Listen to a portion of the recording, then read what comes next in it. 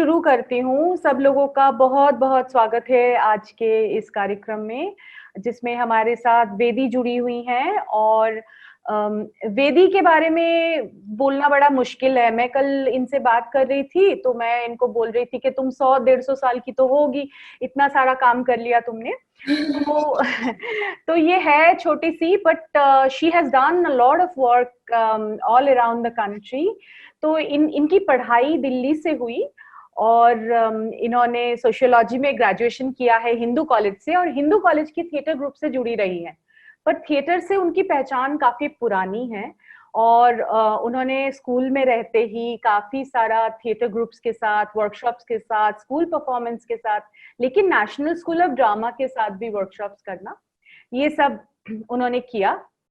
और हिंदू कॉलेज की जो ड्रामेटिक सोसाइटी है इब्तिदा, उसमें भी वो जुड़ी रही हैं। और इसके बाद जो सबसे इंटरेस्टिंग बात मुझे लगी वेदी के बारे में कि वो अलग-अलग गांव में घूमकर और अलग-अलग जगह पे जाकर वो जो फोक ट्रेडिशन है, जो गांव के गाने का, गीत का परंपरा है, उसको उठाकर वो ले आती हैं और अपने स्टोरी टेलिंग में, अपने कहानी में बुनती हैं। तो ये जो वेदी का जो वीवर वाला रूप है ना, जो बुनकर वाला रूप है, ये मुझे बड़ा अच्छा लगा, बहुत ही इंटरेस्टिंग लगा। और इनकी ये जब परफॉर्म करती हैं तो इनका ये बुनकर वाला रूप सबसे मुझे मुझे सबसे भाता है। तो जैसे वो गाने के अंदर कहानियां बुनती हैं, कहानी के अंदर गाने बुनती हैं, ये इनका स्ट्रॉन्ग पॉइंट है, यूएसपी है, unique selling point. But I would also say कि वेदी का जो ये आह्वान प्रोजेक्ट है, इसकी जो मूल भावना है, जो प्यार है, जो एम्पैथी है, जो मानवीय मूल्यों पे आधारित है, ये मुझे लगता है कि मुझे बहुत होप देता है। मुझे बहुत एक तरह से मुझे बताता है कि दुनिया को सही बनाने में, दुनिया को और बेहतर बनाने में और प्यारा बनाने में लोग लगे हुए हैं, जुटे हुए हैं, वेदी जैसे लोग। तो बहुत ज्यादा टाइम ना लेते हुए मैं वेदी को बोलूंगी कि वो अपनी नीली औरत वाली कहानी हम लोगों को सुनाए और हमारे साथ बातचीत करें, जो भी जैसे भी उनको आगे ले जाना है। वेलकम वेदी। थैंक यू सो मच नाना दी। पहले तो कुछ भी शुरू करने से पहले I have to thank you and the team that has been so patient. सबने इतने प्यार से, इतने अच्छे से अपने पॉइंट ऑफ व्यूज भी रखे, मदद भी की आगे बढ़ने में, और इस कहानी को बनने में, बुनने में इन सभी का उतना ही हाथ है शायद। और उससे भी ज्यादा, शायद सबसे ज्यादा, मैं जिस इंसान को शुक्रिया करना चाहती हूँ, वो एक हमारे जेनरेशन के एक नए पोएट हैं, भव्य। और मैं भव्य को पहले नहीं जानती थी। इनफैक्ट हमारी ब्रेक थ्रू से बातचीत शुरू हो गई थी और हम डिस्कस कर रहे थे कि क्या आगे कैसे बढ़ना है। और मन में टुकड़ों में कहानियां थी, छोटी छोटी इधर उधर, लेकिन कई बार कहानी का तार नहीं मिलता। और भव्य की कविता मैंने ऐसे ही एक प्लेटफॉर्म पे, जहाँ पे एक फंड रेजर था और वो भी प्रेजेंट कर रहे थे अपना काम, और उन्होंने एक कविता सुनाई, नीली और उस 1 मिनट में उस कविता को सुन के मेरे पास एक तार आ गया उस कहानी का। तो in that sense I think the story is so much of him, and I am really glad कि इस पर्टिकुलर कहानी की जर्नी में एक बहुत बड़े तरीके से ब्रेक थ्रू और भव्य का हाथ है, पूरी तरह। और शुरू करने से पहले मैं शुक्रिया अदा करना चाहती हूँ अपनी जीवन में भी रहने वाली उन नीली औरतों का, जो अपने नीलेपन को पीछे छोड़ के सीधी खड़ी हैं। और जैसा नैना दी ने कहा कि कभी कभी आशा, हौसला टूटने लगता है, लेकिन इन सभी को देख के फिर लगता है कि नहीं, कुछ अच्छा हो रहा है, कुछ आगे बढ़ रहा है। और उसी से फिर लगता है कि हाँ, हम भी जो कर रहे हैं वो करते रहें, गलत नहीं है, आगे बढ़ते रहें। तो अपनी जिंदगी में आई सभी नीली और जो नीली नहीं हुई थैंकफुली, उन सभी औरतों को, including my peers, a very very heartfelt thank you. और आप सभी को at breakthrough a very very heartfelt thank you. And of course Bhavya, क्योंकि आप सभी के बिना शायद ये कहानी नहीं बन पाती। और इस कहानी को लिखने के बाद मैं जिस तरीके से इस कहानी से जुड़ी, वो उस तरीके से शायद मैं किसी और कहानी से जुड़ी ही नहीं। तो देर न करते हुए मैं शुरू करती हूँ ये कहानी जिसका नाम है नीली औरतें। और इसकी शुरुआत भी मैं भव्य की उसी खूबसूरत कविता से करना चाहूंगी। And without further ado I will begin.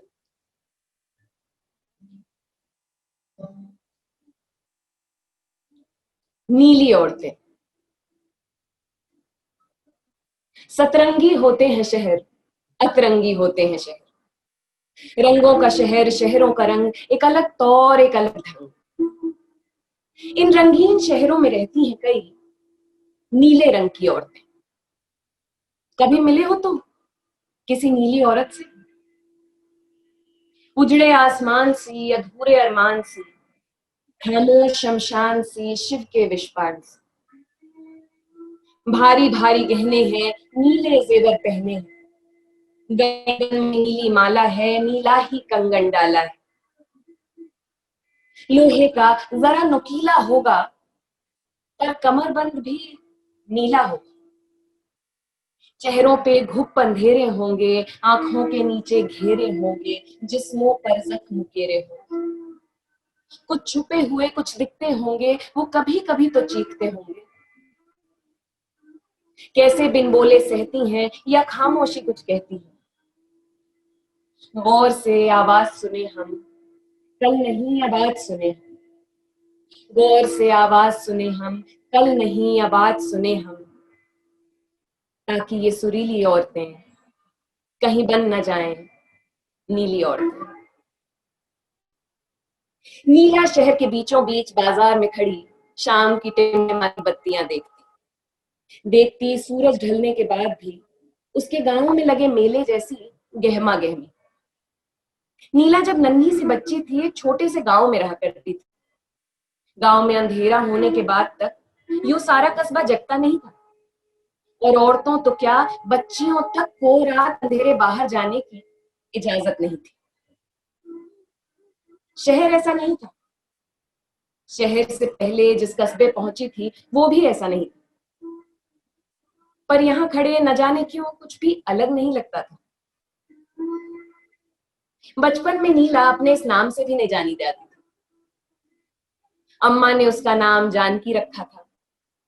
Janaki कैसा भोतरा सा नाम है। जानकी की ये बात सुनकर बाबा मुस्कुरा देते, पर अम्मा चिढ़ जाती। भोतरा क्या होता है भला?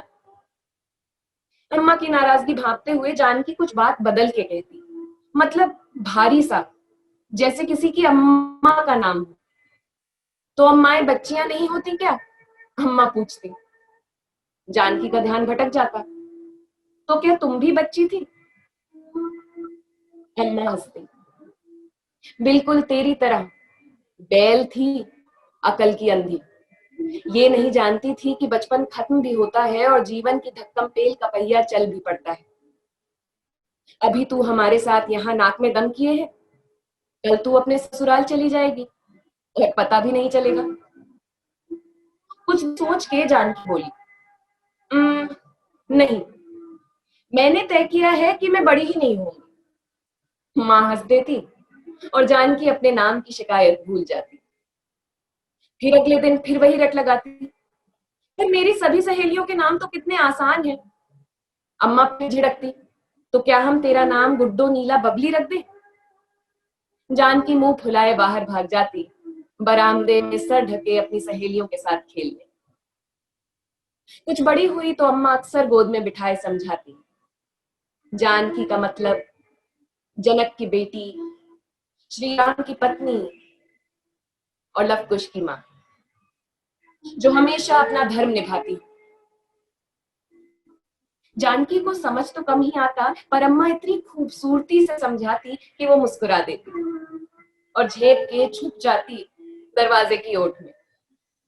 मुस्कुरा देती क्योंकि अम्मा अपनी तारीफ कर रही थी, और छुप जाती क्योंकि तारीफ सुन के सब औरतों को दुआरे के अंदर लपकते ही देखा था। पर वहां छुपी अक्सर सोचती, जानकी, बेटी, पत्नी, फिर मां, और फिर जानकी शायद अपने नाम का मतलब समझी नहीं थी, या कि ऐसा अम्मा को लगता था। और असल में एक दुआरे से दूसरे दौड़ लगाती स्वच्छंद नन्ही सी जानकी अपने जीवन को हमेशा किसी और के अनुकूल देखकर घबरा जाती थी। जब बड़ी होने लगी, उसकी उड़ान पर और ताले लगने लगे। बाबा भी कुछ दिन से उखड़े उखड़े लगते। एक दिन दफ्तर से लौटते उन्होंने चमकी के दलान में जानकी को खेलते देख लिया। आमतौर पर जानकी बाबा के लौटने के पहले ही घर लौट आया करती थी, पर आज चमकी भाई का स्कूल देख के आई थी और दोनों अपनी पाठशाला बनाने में ऐसी मशगूल थी कि शाम कब ढली पता ही नहीं चला। बाबा के लौटने के बाद बहुत देर तक अंदर चौके में बर्तन भांडे बजते रहे। फिर बाबा निकले और सीधे अपने कमरे में घुस गए। और गेहुआ चमड़ी वाली अम्मा जो निकली तो वो थी बिल्कुल नीली। अम्मा ने फटाफट मुंह हाथ धोया और रोटियां सेकने लगी। फिर हबड़ा तबड़ी में खाना परोसा और जब बाबा को कमरे में खाना दे आई तो जानकी के पास बैठी। कुछ देर बस चुपचाप उसे खाना खिलाती रही, फिर बोली, बहुत हो गया घूंघट काढ़े औरों के बरामदे में खेलना। जानकी ने चैन की सांस ली। उसे तो लगा था पहाड़ ही टूट पड़ेगा, लेकिन घूंघट काढ़े खेलना तो उसे ऐसे ही पसंद नहीं था। 10 साल की भोली सी जानकी बात की गंभीरता तब समझी नहीं, पर अगले दिन से उसके जीवन का पाठ्यक्रम बदल गया। अब तक वो सुबह आंगन धोती, नाश्ते में अम्मा की मदद करती और बाबा के नाश्ता करके निकलते ही पीछे से सरपट भाग जाती अपनी सहेलियों से मिलने। पर उस दिन आंगन बहारने के बाद अम्मा खड़ी हो गई जानकी की तरह मदद करने के लिए, और नाश्ते खाने की जिम्मेदार हो गई हमारी जानकी, जिसके नन्हे हाथों में अभी रोटी समाती भी नहीं थी। कुछ दिन बीते और वो समझ गई कि बचपन बीत चुका है। एक दिन सुबह उठी तो देखा कि उसकी सहेली चमकी अपने बाबा के साथ जानकी के अम्मा बाबा से कुछ बातें करती थी। पर जानकी को इस सबसे मतलब नहीं था। चमकी को देख के इतनी उत्साहित थी कि तुरंत दोनों खेल में लग गई। कुछ देर बैठने के बाद चमकी और उसके बाबा चले गए और जानकी की अम्मा एक कोने होकर रोने लगी। बाबा उनका कंधा थपकाते हुए बोले, ये दिन तो आना ही था, अब सुबकती क्यों हो? इतने बरसों में जानकी ने पहली बार अम्मा को बाबा के सामने कुछ कहते सुना। 20 बरस का फर्क है, एक बार फिर सोच लेते। बाबा तपाक से बोले, और गौने की रकम? कोई बिना पैसे लड़की नहीं ब्याहता, और जोड़ जमा करके किसी तरह ब्याह निपट जाए यही बहुत है। ऐसे में भला आदमी एक नारियल लेकर बात तय कर रहा है, क्या कम है? अम्मा फिर लड़खड़ाते हुए बोली, पर चमकी के चाचा का चाल चलन ठीक नहीं है, ऐसा भाभी ने बताया था। जानकी के कान खड़े हुए। पूरी बात तो समझ न पाई थी, पर चमकी के चाचा तो उसे भी पसंद नहीं थे। जब उसके चाचा आया करते, गांव भर की कोई माँ अपनी लड़की को उनके घर न भेजती, बल्कि एक बार तो खुद चमकी की अम्मा ने उसे नानी के घर भेज दिया था। चमकी और उसकी अम्मा भी उस दिन लाल नीली सी दिखती थी। बल्कि जानकी के गांव में भी रहती थी कई नीली औरतें। न जाने कैसे एक दिन साफ चमड़ी वाली, अगले दिन एकदम से। वो सोचने लगी, क्या रंग रोगन इसी को कहते होंगे? रंग रोगन का अर्थ तो नहीं जानती थी, पर चौपाल में इसी मुद्दे पे राजू की नई दुल्हन पर बड़ी थू थू हुई थी। जब इलाके के कुछ रसिक नौजवान उसका बाजार से पीछा करने लगे थे, बल्कि राजू को भी बहुत गरियाया गया था, लगाम हाथ में न रखने के लिए। लगाम क्या होती है जानकी जानती थी, लेकिन गाय बकरी से राजू या उसकी दुल्हन का क्या संबंध?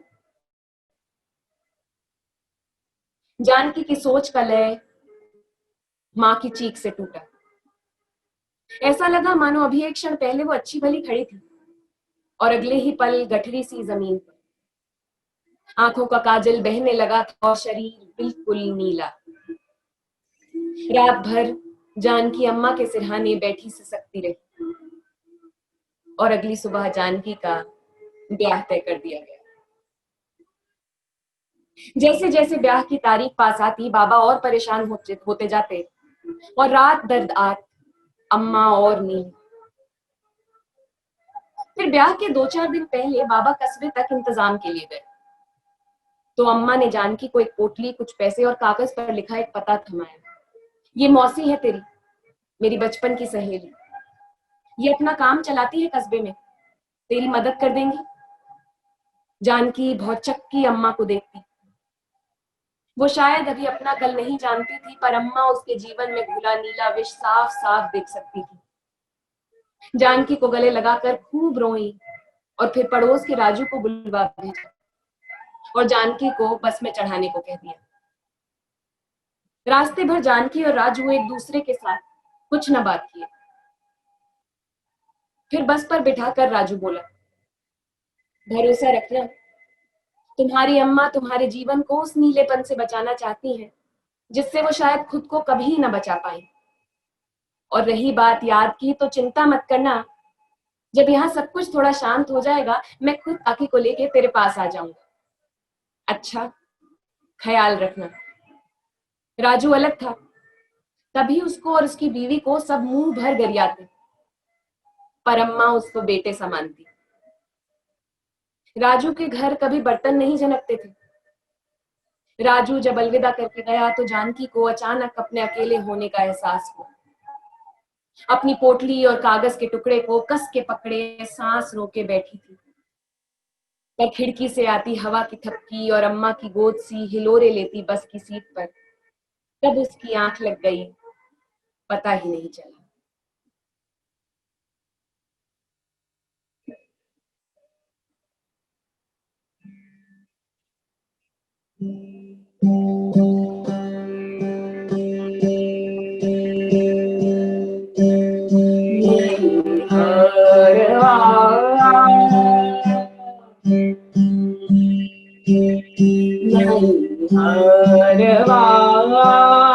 हमको नवे नहीं हरवा, हमको नवे, हमको नवे हरवा नहीं हरवा।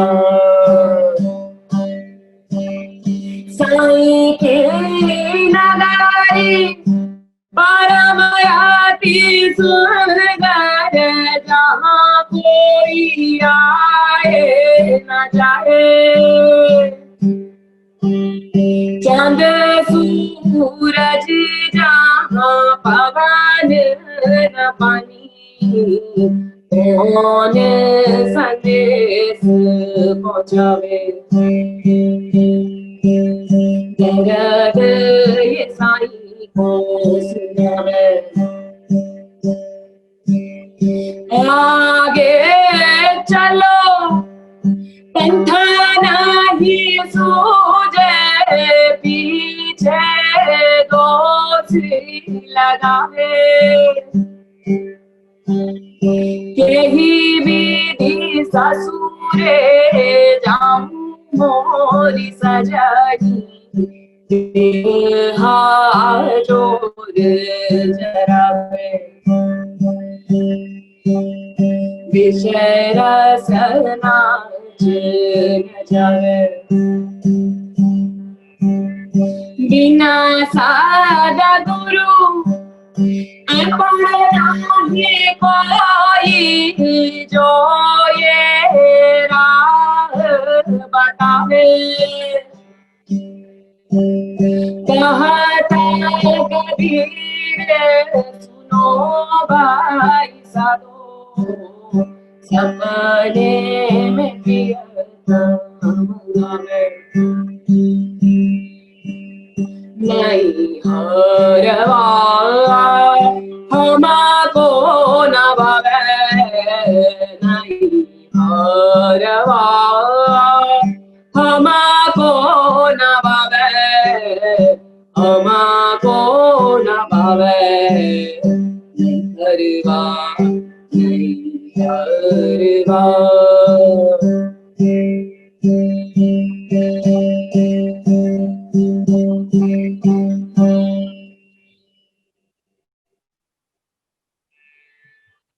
कस्बे पहुंची तो डरी हुई थी। बस से उतरते हुए रीढ़ की हड्डी में जैसे एक अजीब सी सिहरन हुई। जेठ की दोपहर में एक क्षण के लिए अंदर तक कांप गई। अभी इधर उधर देख ही रही थी कि सलवार सूट पहने मुस्कुराती सीधी तनी औरत उसके पास आई और पूछा, जानकी? जानकी एक टुक उनको देखती रही। कंधे चौड़े, कमर सीधी। गांव में कोई औरत सलवार सूट नहीं पहनती थी और शायद इतनी लंबी भी नहीं थी, या फिर उनकी लंबाई झुकी कमर और झुके कंधों में दिखती ही नहीं थी। वो जानकी को अपना परिचय दे रही थी, पर जानकी का सारा ध्यान उसके सामने घटित होते इस चित्र पे था। स्थिति को भांपते हुए मौसी मुस्कुराई और बोली, चलो बाकी बातें घर चलकर करेंगे। जानकी का हाथ पकड़े मौसी आगे आगे जानकी का बस्ता लिए चल रही थी और पीछे पीछे जानकी उनसे कदम से कदम मिलाने की कोशिश कर रही थी। घर पहुंचे तो मौसी ने जानकी को नहाने भेज दिया। वहां सब कितना अलग था। नहाते हुए जानकी कभी टोटी को देखती तो कभी ऊपर टिमटिमाते पीले बल्ब को। जब नहा के निकली तो मौसी ने उसका सामान सहेज दिया था और खाना परोसे इंतजार कर रही थी। तो जानकी चुपचाप आई और उनके बगल में बैठ गई। उसे देखकर मौसी ने 2 थालियों में खाना परोसा और एक थाली जानकी की ओर बढ़ा दी। जानकी मुंह देखने लगी। क्या सबसे पहले हम ही खाएंगे? मौसी मुस्कुराई। बस हम ही तो हैं यहाँ। जानकी और हैरान हो गई। उसकी हैरानी देखकर मौसी फिर मुस्कुराई और खाने लगी। मौसी की मुस्कान जानकी को बिल्कुल अम्मा जैसी लगी, सच्ची। और इस एक क्षण में उसकी भटक छूटी। एक पर एक सवाल करने लगी और कभी कभी तो जवाब आने से पहले ही फिर सवाल करती। मुंह में कौर भरे भरे भी सवाल पूछ रही थी। वो कैसे रहती है, रास्ते में रेडी वाला क्या बेच रहा था, नल और चापाकल में क्या अंतर होता है, खाना कितना स्वादिष्ट बना है। जब खाना और सवाल दोनों ही ने विराम लिया तो मौसी ने उसका बिस्तर लगा दिया। बोली, सफर से थक गई होगी, कुछ देर सो जा, फिर शाम को फिर से गहमा गहमी होगी, आराम नहीं कर पाएगी। जानकी समझी तो नहीं, पर नींद से बोझिल उसकी आंखें ठीक से खुल भी नहीं पा रही थी। बतियाते बतियाते वहीं सो गई। था कि उसे चुप होने या मुंह बंद करके खाने या कहीं भी सो जाने पे टोका नहीं जा रहा था। एक अजीब से सुकून के साथ जानकी वहीं सो गई। जब उठी तो बाहर के कमरे में कुछ आवाज आ रही थी। आंखें रगड़ती अभी बिस्तर से उठी ही थी कि एक लंबी चोटी वाली एक लड़की अंदर आई। हरी कमीज और चटक गुलाबी दुपट्टा। उम्र में शायद जानकी से कुछ बड़ी हो। जानकी को उठा देख के बोली, उठ गई? तुम जानकी होगी। मैं शक्ति, यही तुम्हारी मौसी के यहाँ काम करती हूँ। अच्छा तुम मुंह हाथ धो लो, फिर बाहर आ जाना, साथ में चाय पिएंगे। जानकी मुंह धोकर जो बाहर आई तो वहां कुछ 10 एक औरतें और लड़कियां बैठी बतियाती। कोई आटा उसनता तो कोई बेलता, और एक लड़की उन सभी बेले रोटियों को उठाकर सीढ़ियों से ऊपर ले जाती। इतने में मौसी चाय लिए चौके से आई और सभी काम रुक गए। चाय पीते हुए सभी ने बातें की और करीब आधे पौने घंटे बाद सब अपना अपना सामान लिए उठकर अपने अपने घर चले गए। तब मौसी और शक्ति ने सब सामान एक कोने किया, कमरा बहारा और फिर जानकी के पास आकर बैठी। उतनी देर से कोने में बैठी जानकी वो सब कुछ घटता देख रही थी। तो जैसे ही मौसी बैठी उसके सवाल फिर शुरू हो गए। ये सब औरतें यहाँ क्यों आई थी? इतनी रोटियां किसके लिए बन रही हैं? क्या सीढ़ियों के ऊपर कुछ लोग थे जो रोटियां सेक कर खा रहे थे? शक्ति मुस्कुराई और बताने लगी, तुम्हारी मौसी हम सब की कृष्णा थी। जब तुम्हारा गांव छोड़ के आई थी तो उनके पास ज्यादा कुछ नहीं था, पर बीते 15 साल में धीरे धीरे उन्होंने पापड़ का ये छोटा सा बिजनेस बनाया। पहले वो अकेली थी और अब हम मिला के 13 हो गए हैं। दिन के समय दीदी ने बेचने और वितरण का काम करती है और फिर शाम को हम सब बैठ के पापड़ तैयार करते हैं और ऊपर छत पे उन्हें सिखाते हैं। जानकी को ये सब बातें बिल्कुल किसी कहानी जैसी लगी। अगले दिन से वो भी मदद में लग गई। अब भी कुछ बुझी बुझी लगती थी, पर धीरे धीरे रोजमर्रा में ध्यान लगने लगा। एक दिन मौसी से बोली, आप मुझे सब काम सिखा दीजिए, मैं कर लूंगी। आपको भी दिन भर बाहर अंदर सारा काम देखने से फुर्सत मिल जाएगी। मौसी हंसी, क्यों, मैं बुढ़ी लगती हूँ? नहीं, मैं तो बस, मैंने सोचा मदद हो जाएगी। जानकी हबड़ा तबड़ी में बोली। मौसी ने प्यार से उसके सर पे हाथ फेरा और बोली, मदद ही करनी है तो कल से शक्ति के साथ तू भी कोचिंग जाया कर, वहां कंप्यूटर सीख ताकि आगे काम कर सके। जानकी की समझ नहीं आया, पर मैं कंप्यूटर सीख कर क्या करूंगी? मौसी ठिठोली करती बोली, तो जीवन भर पापड़ बनाकर भी क्या करेगी? मैं शक्ति से कह दूंगी, तेरा दाखिला करवा देगी। हाँ, पर सुबह सुबह उठना पड़ेगा, समझी नींद की पोटली। जब से आई थी जानकी निश्चिंत सोती थी और अक्सर इस निश्चिंतता में उसे कोई उठाता नहीं था। कभी वो हड़बड़ा कर सुबह 5 ही बजे उठ जाती, तो कभी कुंभकर्ण सी सोती रहती बहुत देर तक। तो मौसी ने उसे मजाक में नींद की पोटली बुलाना शुरू कर दिया था। जानकी भी रूठने का नाटक करती, पर मन ही मन उसे मजा आता था। वो बोल पड़ी, जानती हो, गांव में तो अम्मा 5 ही बजे उठा दिया करती थी, बल्कि कुछ दिन तो 4 ही बजे, पर तुम हो कि उठाती ही नहीं। अच्छा मेरी मम्मा, उठा दूंगी, कब उठाना है? 5 बजे? जानकी और मौसी दोनों हंस पड़े। इतनी जोर से तो हंसना गांव में बिल्कुल पसंद नहीं किया जाता। लेकिन मौसी वो नियम नहीं मानती थी, बल्कि मौसी ना कोई भी नियम नहीं मानती थी। वो कहती थी, अगर अपने नियम खुद ना बना सको तो क्या फायदा। वो हमेशा मुस्कुराती, जोर से हंसती और दुनिया भर से बतियाती। जानकी को धीरे धीरे ये घर भाने लगा था। हाँ, अम्मा को याद करके अक्सर कुछ मायूस हो जाती, पर राजू की बात याद करती और मन को समझाती। अगले दिन मौसी ने जानकी को वादे के मुताबिक उठा दिया और जब तक वो तैयार हुई उसका खाना, किताबें सब बस्ते में सहेज दी। जानते हो, ऐसा लगता था कि मौसी जानकी के आगे बढ़ने से जितनी उत्साहित है, उतनी उत्साहित तो शायद जानकी खुद भी नहीं थी।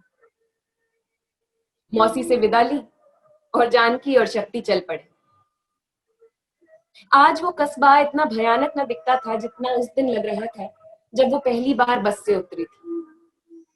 साए साए चलती हवा उसे आगे चलने का साहस दे रही थी जैसे। रास्ते भर उसकी चाल में उछाल था, पर जब क्लास पहुंचे और मैडम ने उसका नाम पूछा तो वो 1 मिनट के लिए रुक गई। बेटी, पत्नी, माँ। पर हमेशा की तरह आज उसे अपना नाम इतना बुरा नहीं लगता था। अब उसका जीवन इन 3 दायरों में सीमित नहीं लगता था। मौसी के साथ रह के उन सभी औरतों को देख बीते दिनों में उसे लगा था कि वो कुछ भी कर सकती है। मुस्कुराते हुए सीधे बनकर बोली, जानकी। अब तक सीमाओं में बंधी जानकी अब कछ मुक्त थी। जैसे बचपन से दौड़ लगाती थी, पर चलना आज सीखा।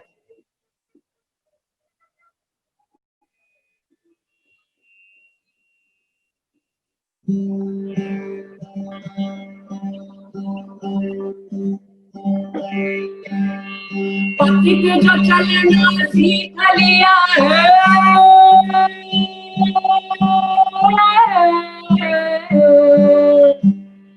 पथिक जो चलना सीख लिया है, काहे अब तू रो। होले पाँव बढ़ता चल तू, कठिन भला पथ हो। अरे चल मुसाफिर ओले ओले, बढ़ मुसाफिर ओले। अरे चल मुसाफिर ओले ओले, बढ़ मुसाफिर ओले। राह में रोड़ी, राह में बजड़ी,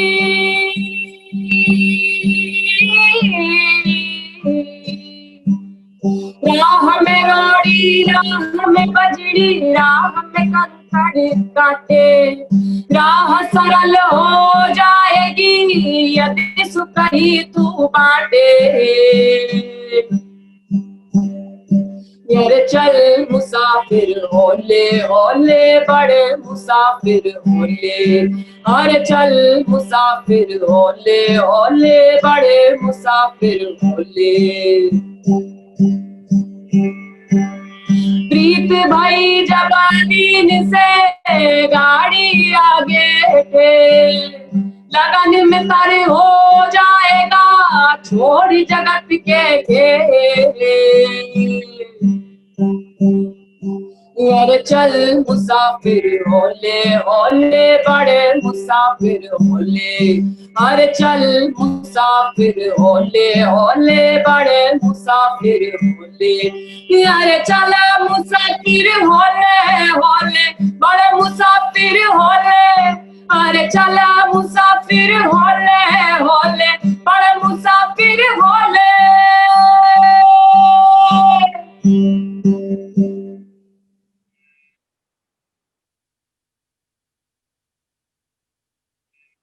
धीरे धीरे यही उसकी दिनचर्या हो गई।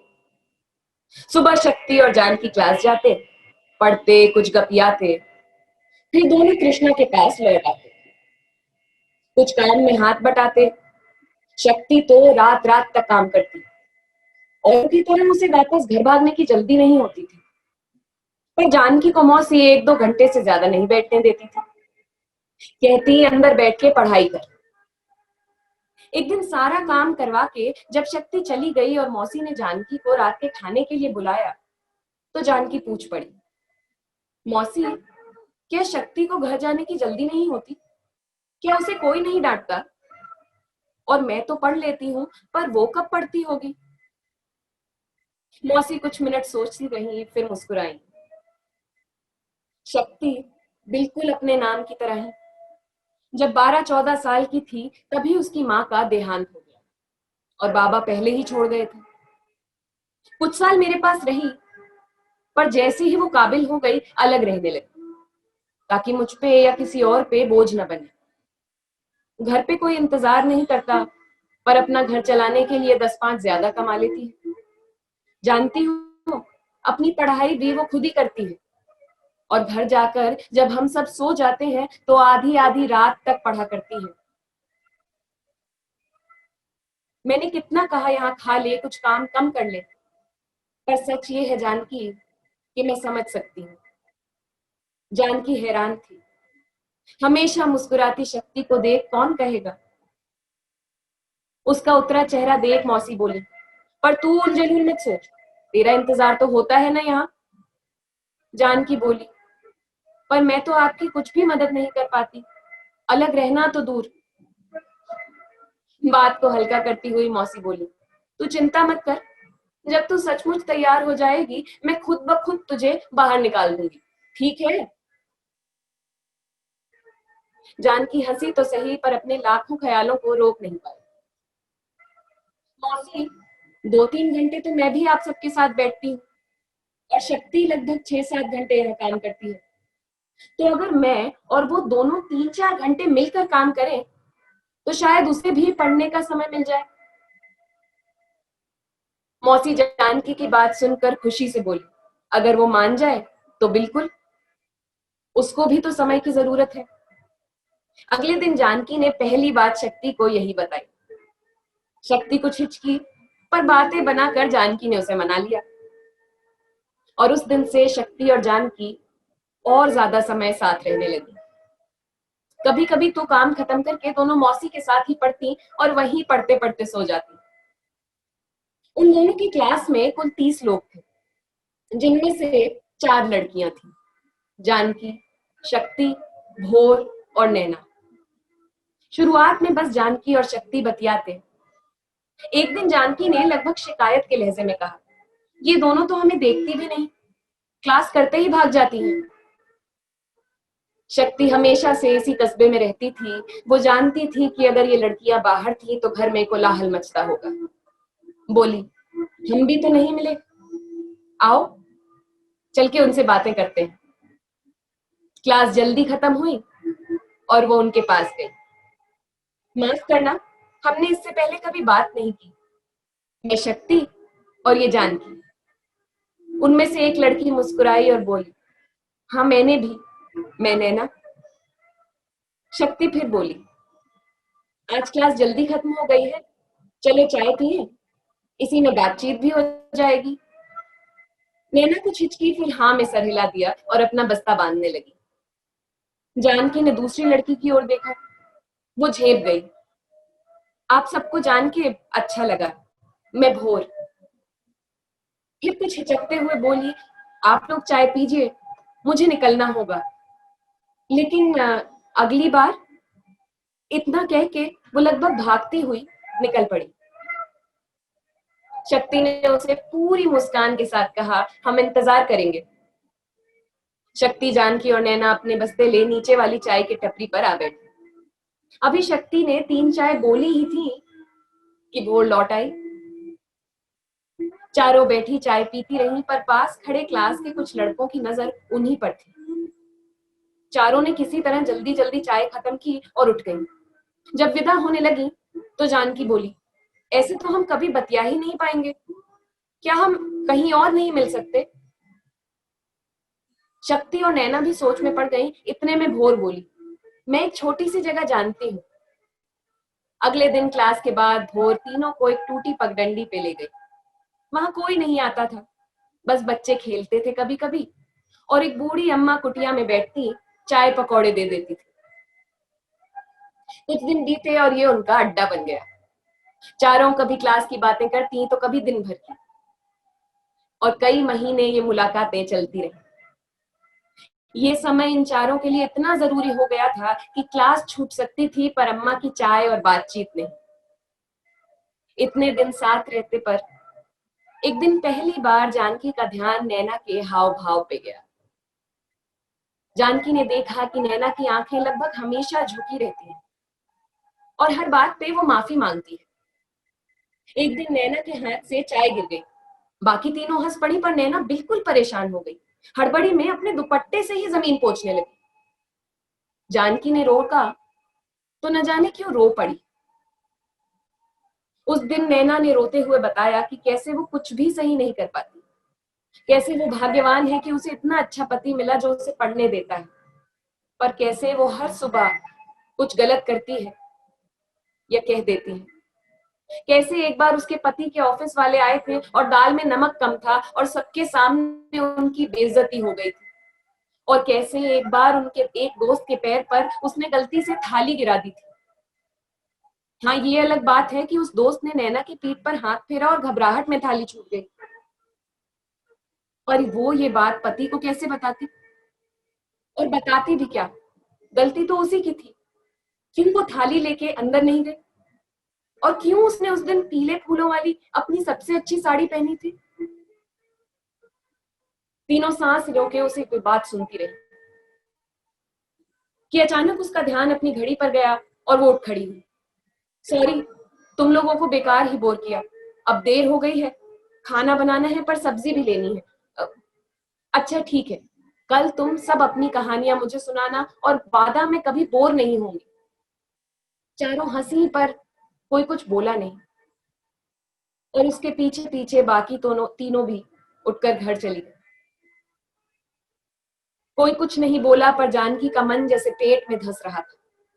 दिल वैसे ही धड़क रहा था जैसे एक बार मेले के उस झूले पर धड़का था जिसपे बहुत जिद करने पे बाबा ने चढ़ने दिया था। पहली बार शरीर की जगह मन के भीतर पड़े नील दिख रहे थे कि कैसे सब कुछ करते हुए भी वो पागल साबित की जा रही है, दुनिया से ज्यादा खुद को। घर पहुंचे तो जानकी खोई खोई थी। मौसी ने पूछा और शक्ति ने बता दिया। मौसी ने जानकी के कंधे थपकाते हुए कहा, जानकी, दुनिया ऐसी ही है, चाहे कहीं भी जाओ, पर उसमें हम कैसे जीना सीख जाते हैं, ढल जाते हैं, वो भी जरूरी। कहते हैं अकेली औरत होना दुखद है, पर मुझे लगता है शायद हम अकेले होते हैं तो ज्यादा आजाद, ज्यादा प्रबल होते हैं। जानकी कुछ न बोली और मौसी और नैना के बारे में सोचते सोचते ही सो गई। अगले दिन चारों मिले तो ऐसा लगा जैसे कल कोई बात हुई ही ना। बाकी चीजों पे चर्चा होने लगी। शक्ति ने बताया कि उसका एक प्रेमी है जो नौकरी तो यहाँ करता है पर उसका घर मलिहा गांव में। भोर ने बताया कि कैसे कभी झूठ न बोलने वाली भोर अपने पति से छुपा कर नौकरी भी करती है और अपनी अम्मा को पैसे भी भेजा करती है। जानकी समझ गई थी कि वो दोनों नैना के लिए माहौल को हल्का कर रही हैं। मस्करी सी तपाक से बोली, और मैं ना नौकरी करती हूँ ना किसी का ध्यान रखती हूँ। पहले अम्मा ध्यान रखती थी और अब मौसी और शक्ति भी। चारों मुस्कुरा दी और शक्ति ने उसके कंधे पे एक थपकी मारी। तुम्हारा भी समय आएगा। इस दिन के बाद चारों कुछ और खुली। कुछ और बात हुई तो पता चला कि भोर शादी से पहले ही नौकरी करके पूरा घर चलाती थी। अम्मा, बाबा, दो छोटी बहनें। पर रीत के चलते शादी कर दी गई और पति ने पहले पैसे भेजने से इनकार कर दिया, फिर नौकरी से। पर भोर जानती थी कि घर की क्या हालत है। तो सुबह पति को दफ्तर भेज यहाँ कोचिंग आया करती, फिर शाम तक एक जगह रिसेप्शनिस्ट की शिफ्ट करती और पति के लौटने तक सब्जी लेती हुई वापस पहुंच जाती कि किसी दिन अगर वो देख लें तो कह सके कि बस बाजार तक गई थी। काम ठीक था, पर अगर कंप्यूटर आ जाता तो बेहतर पैसे मिल सकते थे। और अब दूसरी बहन की शादी की उम्र आने लगी थी। इन तीनों की बातें सुनकर जानकी हैरान थी कि ये आम सी दिखने वाली औरतें अंदर तक नीली होकर भी कितना कुछ कर रही हैं, कितनी निडर है। पर वो कुछ बोली नहीं, बस इतना कि हाँ, इम्तिहान के बाद वो सब नौकरी कर सकेंगे। अभी वो बतिया ही रही थी कि उनके क्लास के कुछ लड़कों की टोली उनका पीछा करते हुए उनके अड्डे पे पहुंच गई। चारों को देखकर ताने कसने लगे। कोई साड़ी के रंग पे हंसता तो कोई लड़कियों के कंप्यूटर पढ़ने की इच्छा पे। उनमें से एक नैना के मोहल्ले में रहता था तो उसका पता चीख चीख कर दुनिया को सुनाने लगा। चारों लगभग भागते हुए वहां से निकली। पर अगले दिन नैना नहीं आई।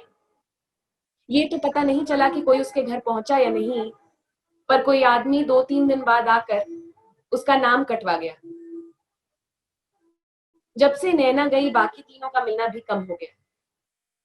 लगभग महीने भर बाद परीक्षा से ठीक पहले गर्मी की चरम पे खुद को शॉल से ढके नीली गुलाबी हुई भोर अपने पति के साथ क्लास आई। कुछ देर उसका पति मैडम के कमरे में बैठा रहा। अंदर से उसके चिल्लाने की आवाजें आ रही। जब भोर के चरित्रहीन होने की लिस्ट पूरी हो गई तो मैडम को गरियाने लगा कि कैसे वो भोली लड़कियों को गुमराह कर रही है। उन्हें वैश्या और काला जादू करने वाली तक जैसे शब्दों से संबोधित किया और फिर पैर पटकता भोर को हाथ से पकड़े लगभग घसीटते हुए बाहर ले गया।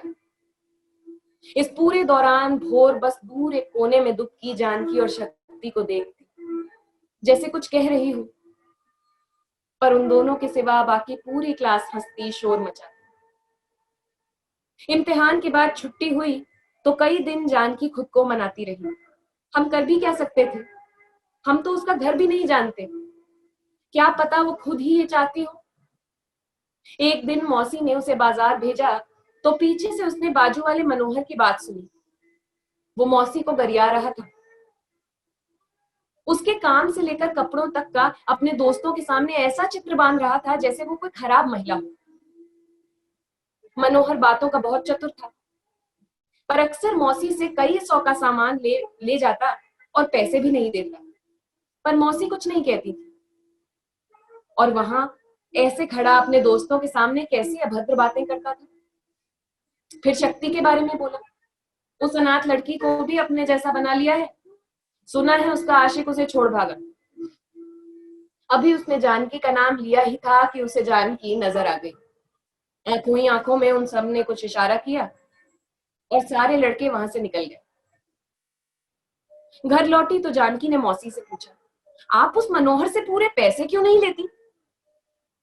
पहले मौसी ने बात टाली, पर जानकी के सवाल बंद ही नहीं हुआ।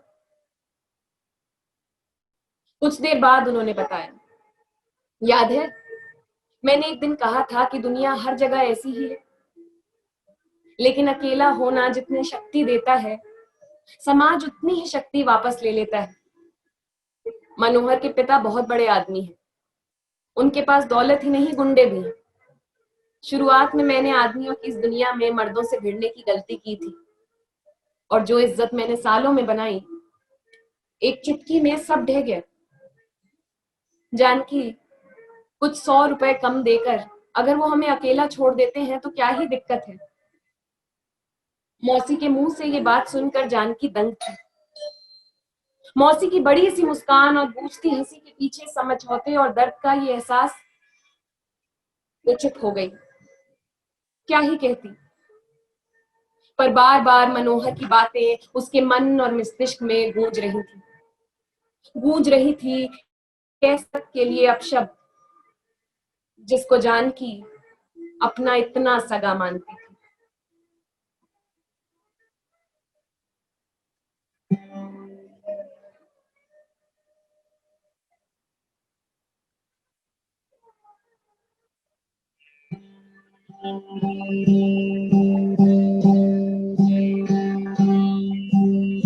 देख विधाता तेरा नाम, देख विधाता तेरा नाम, लेके गाएगा कैसे कैसे। देख विधाता तेरा नाम, लेके गाएगा कैसे कैसे। भोले से बचपन में मिला दे थोड़ा भय, थोड़ी नफरत, पकते कटु हुआ भला, हो चाहे जैसी रंगत। देखो विधाता तेरा नाम, लेके गाएगा कैसे कैसे।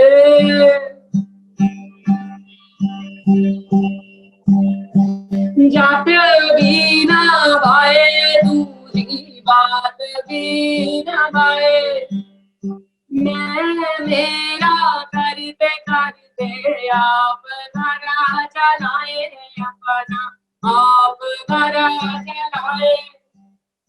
अपनी पीड़ा छोड़ के यहाँ पीड़ा दी कहना कोई, देख बाजार लुटेरों का ये आवागन रोई, ये आवागन रोई।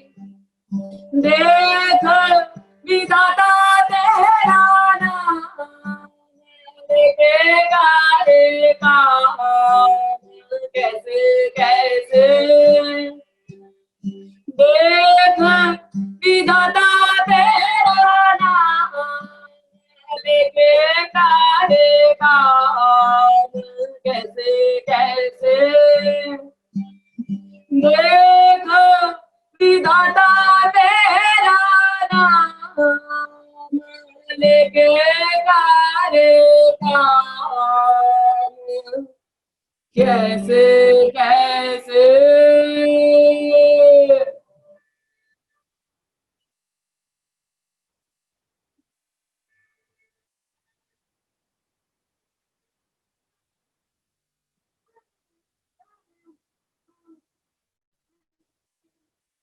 अपने दुख में जानकी शक्ति के बारे में बिल्कुल भूल गई थी। एक दिन मौसी बाजार निकली पर लौटी बुरी तरह हारी शक्ति को ली। कपड़े तार तार थे, पेट सूजा हुआ और कमजोरी से चेहरा बिल्कुल हड्डी रह गया था। शक्ति को कभी डरते या दुख व्यक्त करते नहीं देखा था, पर उसकी ये हालत देख के जानकी के पैरों के नीचे से जमीन खिसक गई। मौसी के साथ मिलकर उसे नहलाया, कपड़े बदले और खिलाकर सुला दिया। अगले दिन मौसी शहर भर में डॉक्टर ढूंढ आई, पर न जाने क्यों सबने मना कर दिया। आखिर एक दाई माँ को लिए आई, जो कई घंटे शक्ति के साथ बैठी कुछ करती रही। फिर बाहर निकली, आराम की हिदायत दी और बकाया पैसा लेकर चली गई। कुछ और दिन बीते तो मौसी ने जानकी को बताया कि कैसे कई साल से शक्ति और नीलकंठ साथ थे। वो गांव से यहाँ नौकरी के लिए आया था और शक्ति से यही मेरे घर मिला था। उसके चाचा मेरे मुंह बोले भाई हुआ करते थे। कभी कभी यहाँ आया करता, बातचीत का भी सभ्य था। मैंने पूछा तो ये भी कह के गया था कि गांव जाएगा तो अम्मा से शादी की बात करेगा, पर हर बार जब घर से लौटता तो कोई बहाना ना देता। कभी कहता अम्मा बीमार है, तो कभी बहन की शादी। मैंने एक बार शक्ति को चेताया भी, पर इस बार शक्ति मां बनने वाली थी। लाख वादे करके जो गांव जाने लगा और शक्ति ने रोका तो ऐसे ही उसकी मांग भर के बोला, अब खुश? सचमुच शक्ति खुश थी, पर वो लौटा नहीं। अभी पता करा तो सुनने में आया कि नीलकंठ पिछले साल जब छुट्टी में गांव गया था तो वहीं शादी कर ली थी, और शायद शक्ति के डर से या चतुराई से अपने ब्याहता होने का कभी बताया नहीं। अब उसे गए 6 महीने हो गए हैं, शायद नहीं लौटेगा। जानकी ने जीवन में इतना गुस्सा, इतना आक्रोश कभी महसूस नहीं किया था। बोली, और ये जो इसकी हालत है? मौसी हारी सी बोली, मुझे तो पता ही नहीं था, वरना पहले ही यहां ले आती। लेकिन अकेली अनब्याही मां को कौन सा समाज जीने देता है।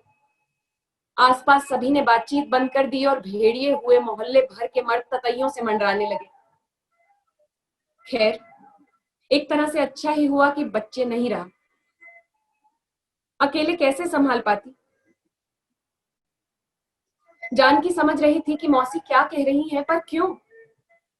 तैश में बोली, क्या हम उसके साथ नहीं पाल लेते बच्चे को? और क्या मतलब है इस दुख का अब? जब कुछ कर सकती थी तब तो आप चुपचाप बैठी सब कुछ देखती रही। कुछ दिन इस गुस्से में जानकी कुछ न बोली, पर जब शक्ति थोड़ी ठीक होने लगी तो उसके पास आई। जानती हूँ, जब इस कस्बे आई थी सोचा था कितना बेहतर है ये गांव से। तब ऐसा नहीं लगता। मैं शहर जाने की सोच रही हूँ, तुम भी बस्ता बांधो और मेरे साथ चल पड़ो।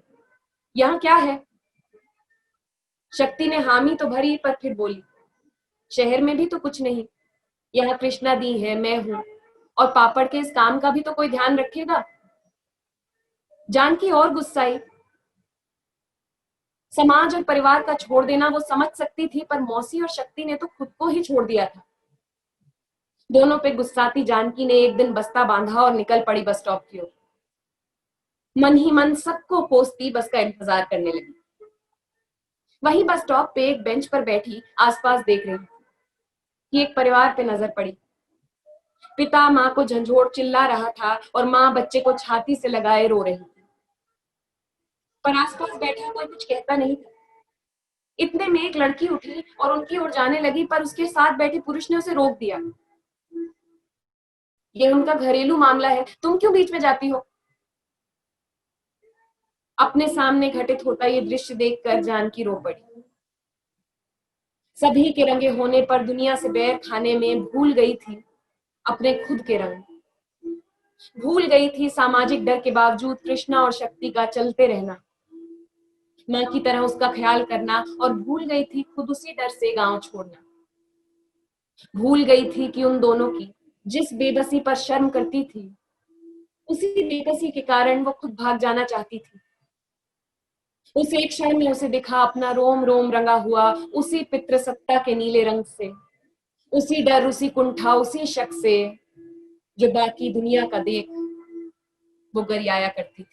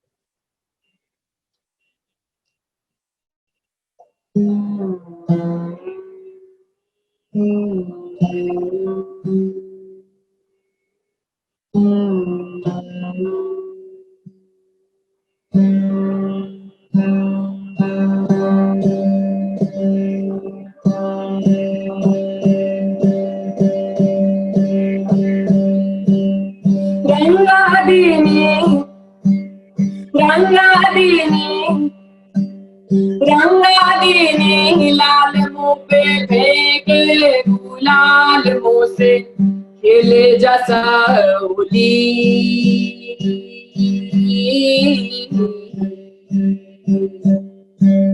रंगा दीनी लाल मुँह पे फेंके गुलाल मुँह से खेले जैसा होली।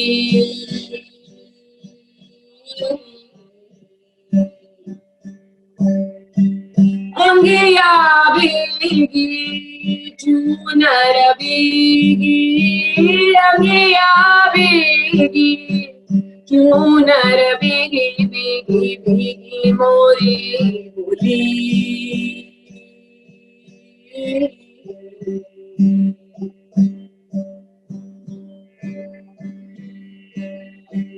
बढ़ता पे दारू लपटाए, जड़त का भीतर पाठ पढ़ाए।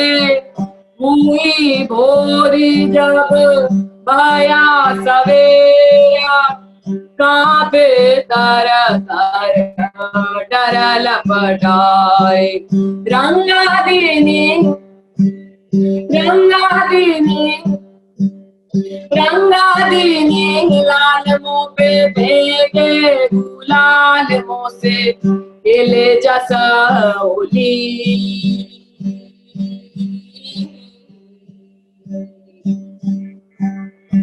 रुआ रुआ भीतर सांप लौटाए, मन भाई शंका मन भटकाए। जगह छूटा जाए पर द्वेष न जाए। रंगा दीनी रंगा दीनी रंगा दीनी लाल मुँह पे फेंके गुलाल मुँह से खेले जैसा होली।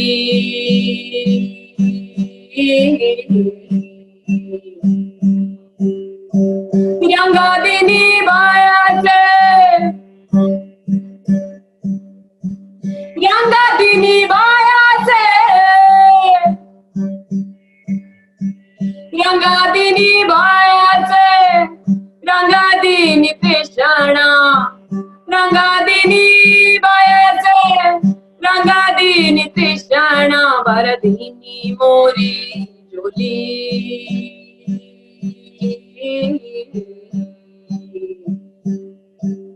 रंगा दीनी रंगा दीनी रंगा दीनी लाल मुँह पे फेंके गुलाल मुँह से खेले जैसा होली।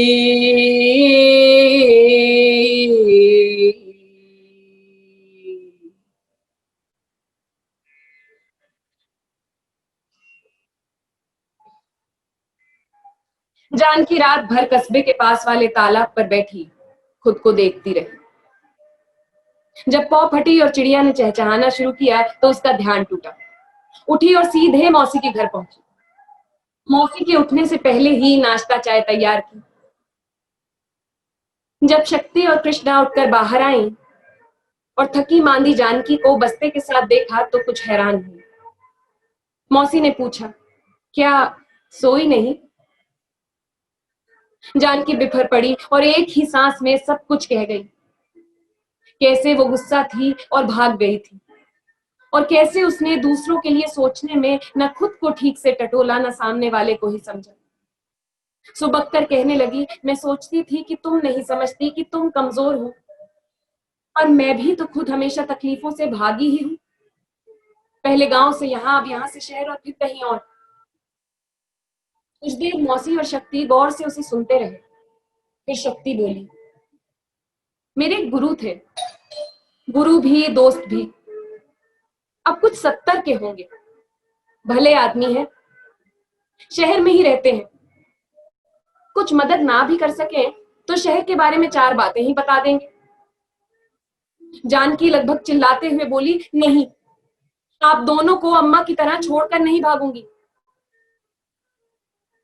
मौसी काफी देर बाद सोचते हुए बोली, किसी जगह से आगे बढ़ जाना हमेशा भागना नहीं होता। और जानकी भागना हमेशा गलत नहीं होता। बताओ, तुम और मैं गांव से भागे ना होते तो आज और बदहाल ना होते। लेकिन आज यहां से भागो मत, हमारे प्यार के साथ विदा लो, मिलते रहने के वादे के साथ। जानकी अब भी रोती थी। मौसी फिर बोली, यहाँ ना तो नौकरी कर सकेगी ना कुछ और, वहां शहर में जाकर देख तो सही कि क्या है। हमें चिट्ठी लिखती रहना, क्या पता तेरा काम इतना अच्छा हो जाए कि तू हमें भी वहीं बुला ले, फिर तेरे घर के कमरे से ही हम पापड़ बेचेंगे। मौसी और शक्ति हंस पड़े और जानकी का रोना कुछ बंद हुआ।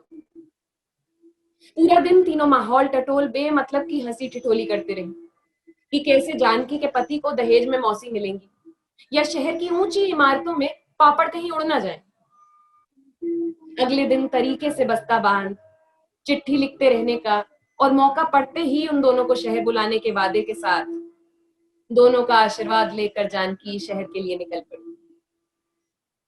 जब तक शहर पहुंची, अपने देखे जिए सब सचों के भीतर से नीली हो गई थी और आसपास के लोग न जाने क्यों उसे नीला बुलाने लगे। पर उसे ये नाम बुरा नहीं लगता था, ऐसा लगता था कि उसने ये नाम कमाया है। जानकी दुनिया के लिए अच्छा नाम होगा और नीला दयनीय पर, नीला टूट कर जुड़ने पर भी फक्र करती और उस दुख के अधीन ना होने पर भी। लेकिन नीलापन जहन में घर कर गया था। दुनिया कमजोरी देखकर वार करती है, मौसी कहा करती थी, तो कभी किसी से जिक्र न करती, पर हमेशा चौकन्नी रहती, सड़क पर, काम पर और अपने खुद के घर तक में। परेशान हो जाती अगर बेसमय घंटी बजती या कोई बिना वजह सड़क पे बात करने लगता। जब खिड़की से मोहल्ले में होते किसी झगड़े की आवाज आती तो उसका दिल जोरों से धड़कता। शहर आने के बाद दिन के 24 घंटे उसको इंसान नहीं बल्कि औरत होने का एहसास होता, पर वो कुछ कहती नहीं थी। इसी बीच वो शक्ति के गुरु से भी मिली। पहली बार कुछ संकोच था, पर उनसे मिलकर बतियाकर अच्छा लगा और वो उन्हें नाना बुलाने लगी। अपने छोटे से मकान में नाना अकेले ही रहते थे। नीला की कहानियां सुनकर बोले, ये तो बुढ़ापा है कि लोगों ने अकेला छोड़ दिया, वरना तुझसे पहले इनका राक्षस, इनका शत्रु मैं था। नीला झूठ मूठ गुस्सा करती, तो क्या मैं राक्षस हूं? नाना फिर समझाते, समाज हमें बचपन से तोड़कर मरोड़कर जो हम हैं या हो सकते हैं भुलवा कर सेना के एक सिपाही या गरड़िए की भेड़ की तरह बदल देना चाहता है। तो जो भेड़ हो जाते हैं वो अक्सर खुद शेर न होने की कुंठा में उन परिंदों को तोड़ने में लग जाते हैं जो स्वच्छंद उड़ने की कोशिश करें। उन परिंदों को राक्षस, स्त्रिया या कुलक्षण नाम दे देते हैं ताकि उसमें वो इंसान न देख सके जो हम सबके अंदर बैठा है। नीला अक्सर नाना से बातें करती और उन बातों पे घंटों सोचती। नाना ने अपने समय में समाज की हर बात टाली, पर समाज उन सालों की गिनती क्यों याद रखता? वो खुद के चुने नियमों को भी प्रत्यक्ष सच नहीं मानते थे। कहते, मैं भी सीख रहा हूं। पर हम सभी को एक दूसरे की गलतियों से सीखना चाहिए। अक्सर अपनी गलतियों पर मलाल भी करते, पर समाज के प्रति नहीं। नाना को देख नीला को एक अजीब सा सुकून मिलता, आशा बनती। नीला ने शहर पहुंचते ही नौकरियों के लिए अर्जी भर दी थी और एक आध महीने में उसकी नौकरी लग गई थी।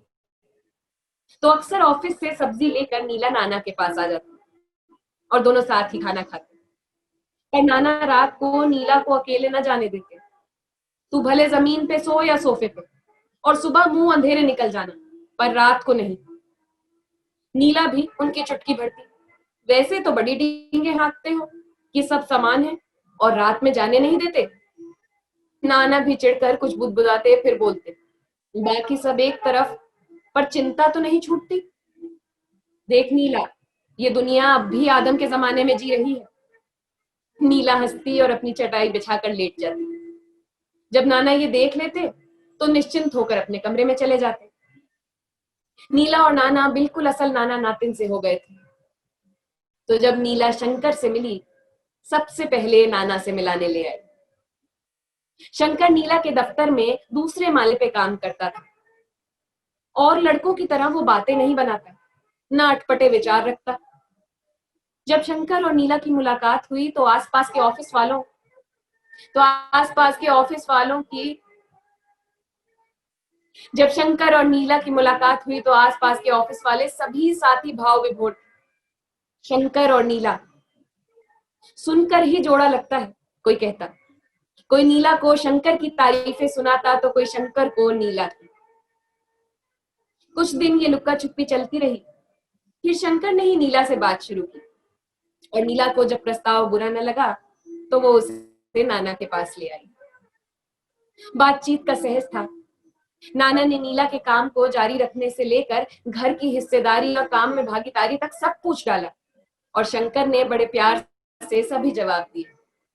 ऐसा लगता था कि वो पढ़कर आया हो नाना के हर ख्याल को। कुछ हफ्ते हर इतवार नीला और शंकर नाना के यहाँ मिला करते और जब नीला और नाना को तसल्ली हो गई तो दोनों परिवार और कोर्ट में शादी की अर्जी दे दी गई। खूब धूमधाम हुई। मौसी, शक्ति, नाना सभी थे। अम्मा आ तो नहीं सकी पर राजू के हाथ संदेशा और जानकी की पसंदीदा लड्डू भेजे। शंकर के घर वाले भी बहुत खुश थे। 2-3 दिन खूब हल्ला हुआ, फिर नए जोड़े को छोड़कर सब अपने अपने घर लौट गए।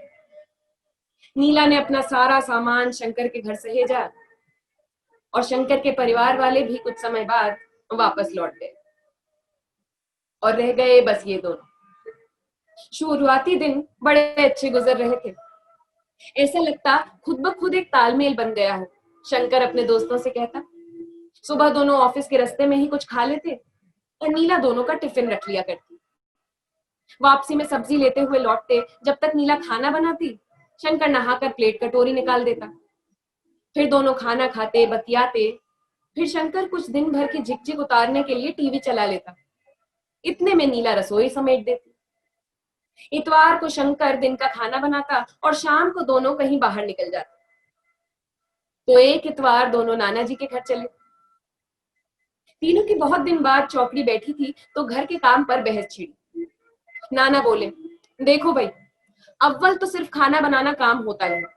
सफाई, बर्तन, कपड़ा, झाड़ू, क्या खरीदना क्या लाना, ये सब भी तो घर ही के काम है।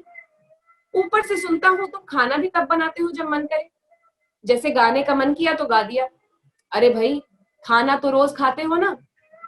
नाना उम्र के साथ और मुंह फट हो गए थे पर बात सही थी। शंकर कुछ बोलता इससे पहले ही नीला उसके बचाव में बोली, पर शंकर खाना भी बनाते हैं और फिर पानी की टोटी, गैस का सिलेंडर, बिजली का बिल, ये सब भी तो काम है जो इनके जिम्मे है। शंकर को नीला का बचाव अच्छा नहीं लगा। सुनो, जरा चाय पिला दो। नीला को किचन ही में आवाज देते हुए नाना फिर बोले, और ये टोटी, सिलेंडर और बिल क्या रोज के काम है? और चाय चाय क्या महीने में एक ही बार बनती है? शंकर बात को बढ़ाना नहीं चाहता था। नाना जी, आपकी बात ठीक है पर कहीं तो काम का बंटवारा करना पड़ेगा ना। और फिर अगर कल को नीला का मन नहीं हुआ तो मैं ही तो करूंगा। नाना जी अब भी खुश तो नहीं थे लेकिन नीला चाय के साथ नया मुद्दा ले आई और बात रफा दफा हो गई। पर नीला को सुन के ये अच्छा लगा कि शंकर उसका ख्याल करता है।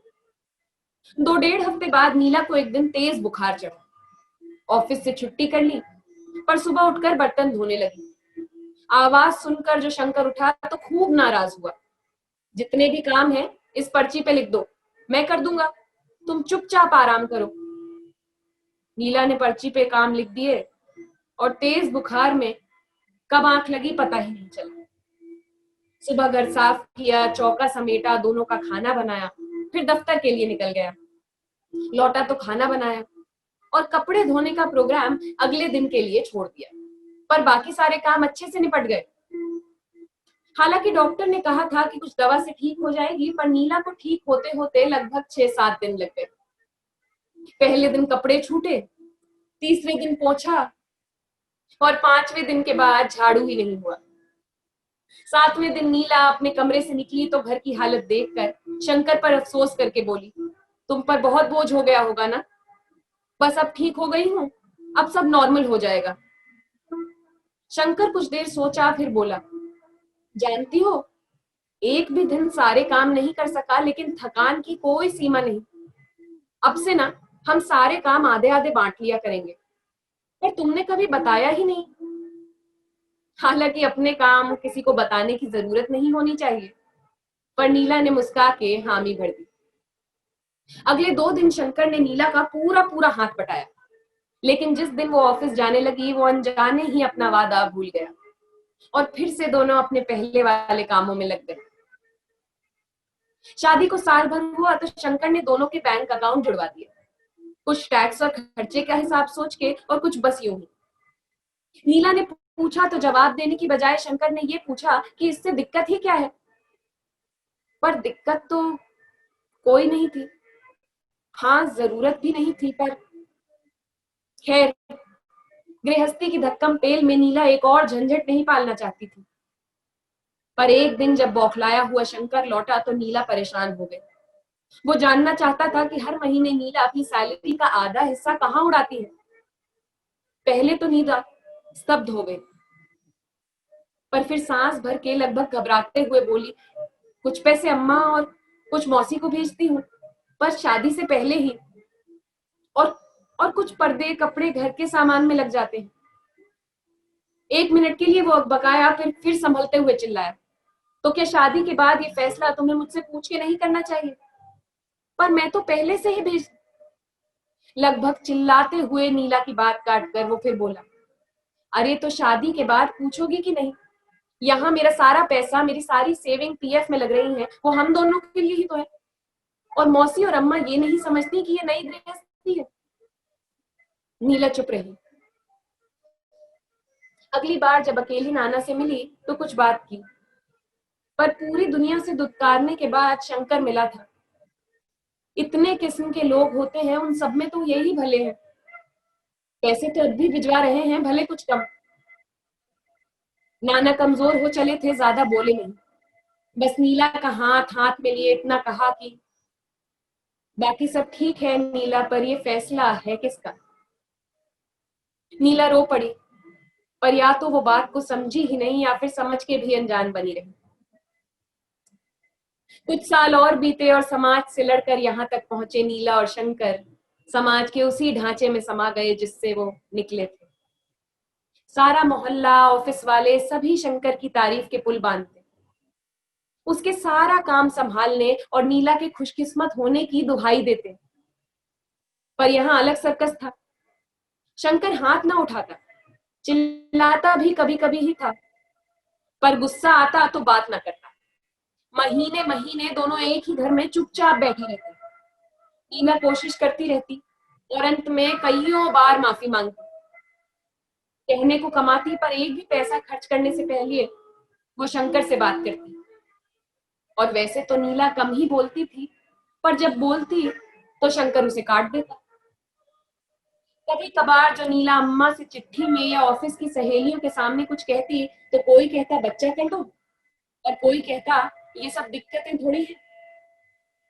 और सबसे ज्यादा तो ये कि आखिर तो औरत औरत ही होती है और आदमी आदमी, चाहे हम लाख दरिया ले। कोई सहानुभूति से तो कोई जलन से बताता, पर सब कहते वही एक बात।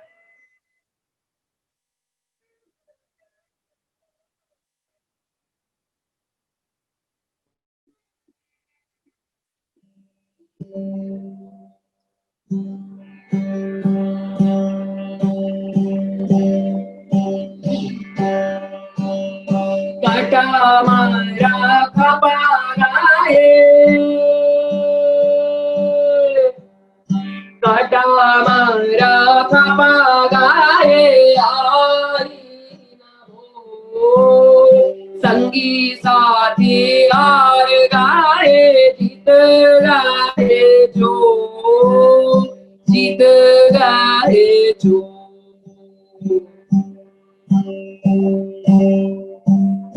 काटा मारा खपागाए, आई ना हो संगी साथी हार गाए, जीत गाए जो, जीत गाए जो।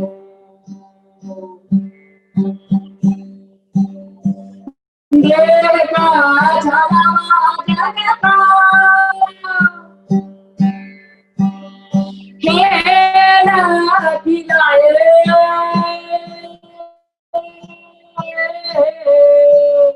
दौड़ते सब गए जग में दौड़ते ही जाए दौड़ते ही जाए दौड़ते ही जाए दौड़ते जाए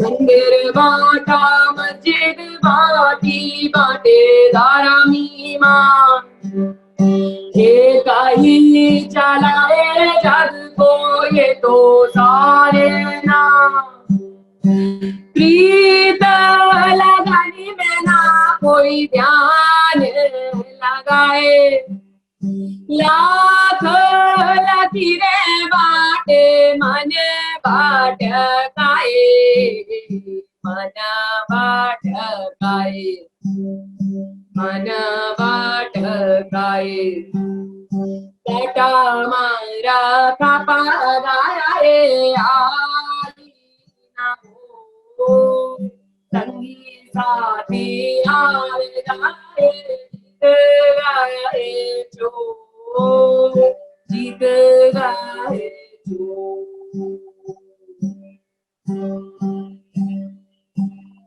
जीत गए जो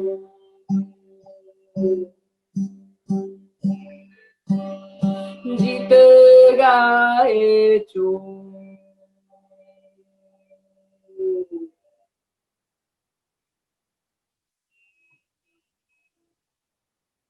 ऐसा ही एक महीना जिसमें दोनों की बात बंद थी, नीला ने नाना का हाल पूछने का सोचा।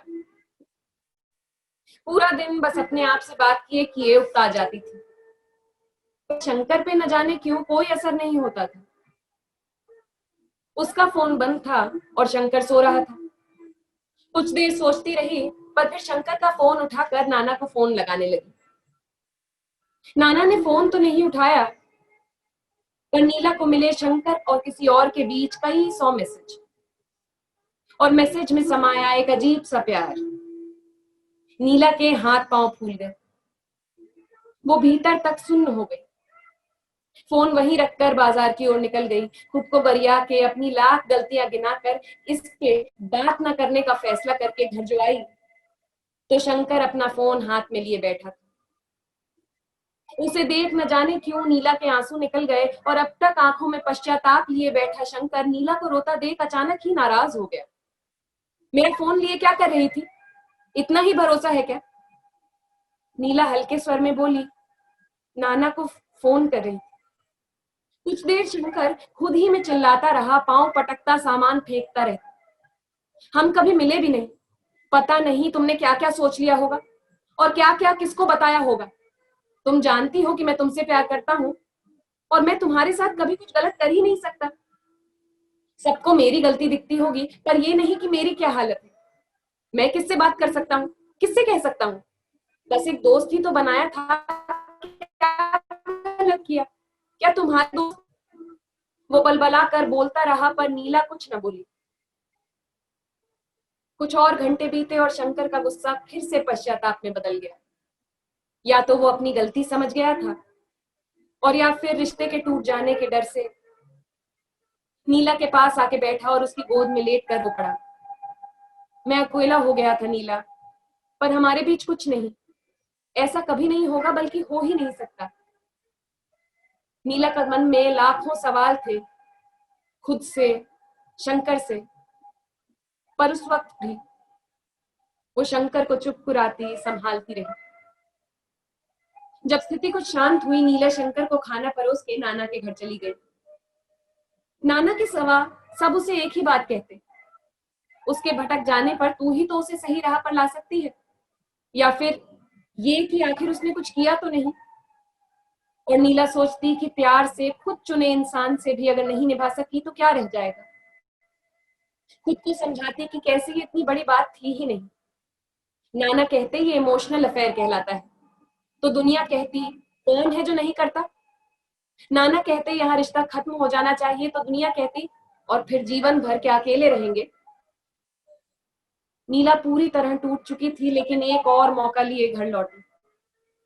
वो बहुत कुछ कहना चाहती थी, पर उसे देखते ही शंकर फिर बोल पड़ा, मैं जानता था तुम लौटोगी। मैं और तुम, हम साथ हैं इस दुनिया में, और किसी तीसरे की जगह नहीं। मैं सब ठीक कर दूंगा नीला। मैं अब कभी किसी से बात नहीं करूंगा, और नाराज हुआ भी तो तुमसे बात बंद नहीं करूंगा, बल्कि मैं तुमसे कभी नाराज होऊंगा ही नहीं। नीला सब कुछ सुनना चाहती थी, पर सुनाई देता था बस एक शब्द, मैं मैं मैं।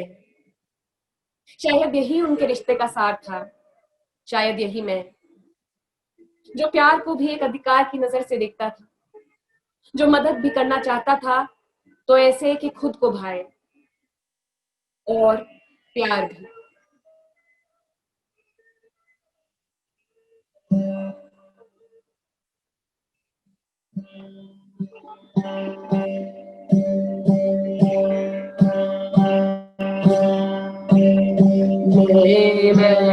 मैं कारा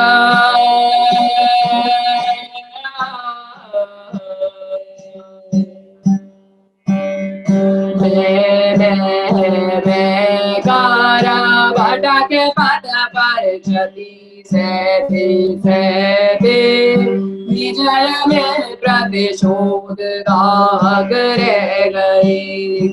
ईट जोड़ी पाराए का लहर से चोट खा कर ढह गए।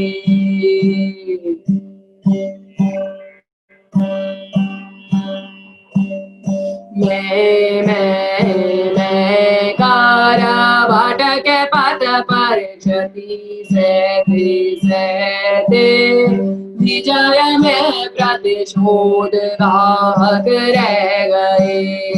ईट जोड़ी पर एक लहर से चोट खा कर ढह गई। लगन छूटी प्रीत छूटी झूठा सब जगह रह गए इस बीच बस ढिल मिल से अब पग। खुदा ही खुदा में बह गए क्षति सहते सहते। मैं कार भटक पथ पर क्षति सहते सहते विजय में प्रतिशोध दाग रह गए। राह छूटी चाह छूटी छूटा छोर जाने ना अब पग बढ़ेंगे किस ओर।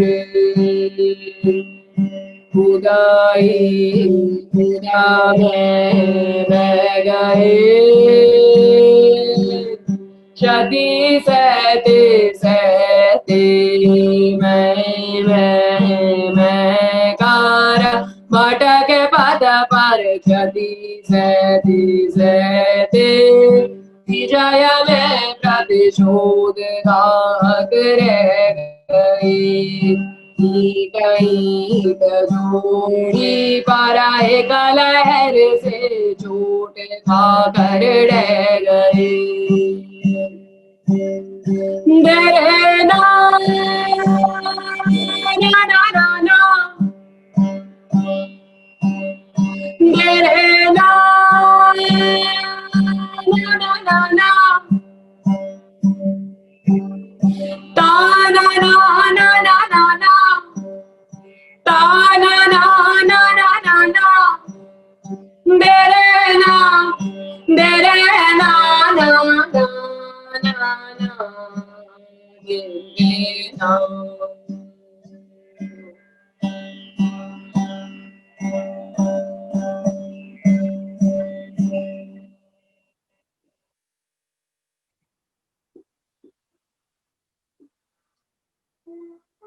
कुछ दिन बीते और हैरानी नहीं कि सब कुछ पहले की तरह हो गया। वही जीवन का चक्का और उसमें पिसते सब। राजू भी अपनी रोजमर्रा से अलग कुछ दिन नीला के घर आया हुआ था। वही राजू जिसके घर भांडे बर्तन नहीं झलकते थे। कुछ दिन रहा, फिर एक दिन नीला और राजू जब अकेले बैठे थे तो बोला, तू शंकर पे गुस्सा क्यों होती है? नीला समझी नहीं, क्या मतलब? मतलब मैं देखता हूं कि वो तेरे काम में मदद भी करता है, वरना कौन मर्द चूल्हा चौका देखता होगा? कौन काम करने देता है? और तो और तुझे तो अपना बही खाता भी नहीं करना पड़ता। नीला कुछ चिढ़ी और बीते दिनों की सब कुछ कह सुनाई। देख नीला, बुरा मत मानना, पर शहर आकर नाम बदल लेने से जानकी कृष्ण तो नहीं बन सकती। जानकी का स्थान वही रहेगा, बेटी, पत्नी और माँ की जगह, जो उसे शोभा देता है। और अगर तू अपनी लगाम छुड़ा के उसकी कसने में लग गई तो शंकर तो क्या, कोई भी आदमी तेरा साथ नहीं दे सकेगा। नीला कुछ बोली नहीं, पर वो इस ख्याल पर रुक गई कि अम्मा ने जान जोखिम में डाल मौसी ने पूरा साथ देकर इसलिए भेजा था। क्या जब उन्हें जिंदगी के सबसे अहम फैसले लेने थे उन्होंने किसी और का मुंह ताका था? नीला इतने दिनों से रो रही थी खुद के नसीब पर, क्योंकि जीवन के एक समय में उसने खुद को एक टीम का, एक जोड़े का हिस्सा माना था। अब वो बस ये जानना चाहती थी कि वो सचमुच एक टीम है भी कि नहीं। अभी उसके दिमाग में ये हजारों सवाल कुलबुला ही रहे थे कि फोन बजा। खबर मिली कि नाना काफी बीमार है और वो तुरंत अस्पताल की ओर दौड़ी। वहां पहुंची तो नाना बस इतना बोल सके कि नीला, फैसला आखिर तेरा है। नाना ने नीला को तब संभाला था जब वो टूट चुकी थी, पर अस्पताल के बिल और शव के संस्कार की तैयारी में वो रो भी नहीं सकी। रात को जब शंकर पहुंचा तो उसे देख नीला रो पड़ी। शंकर ने उसे बाहों में समेटा और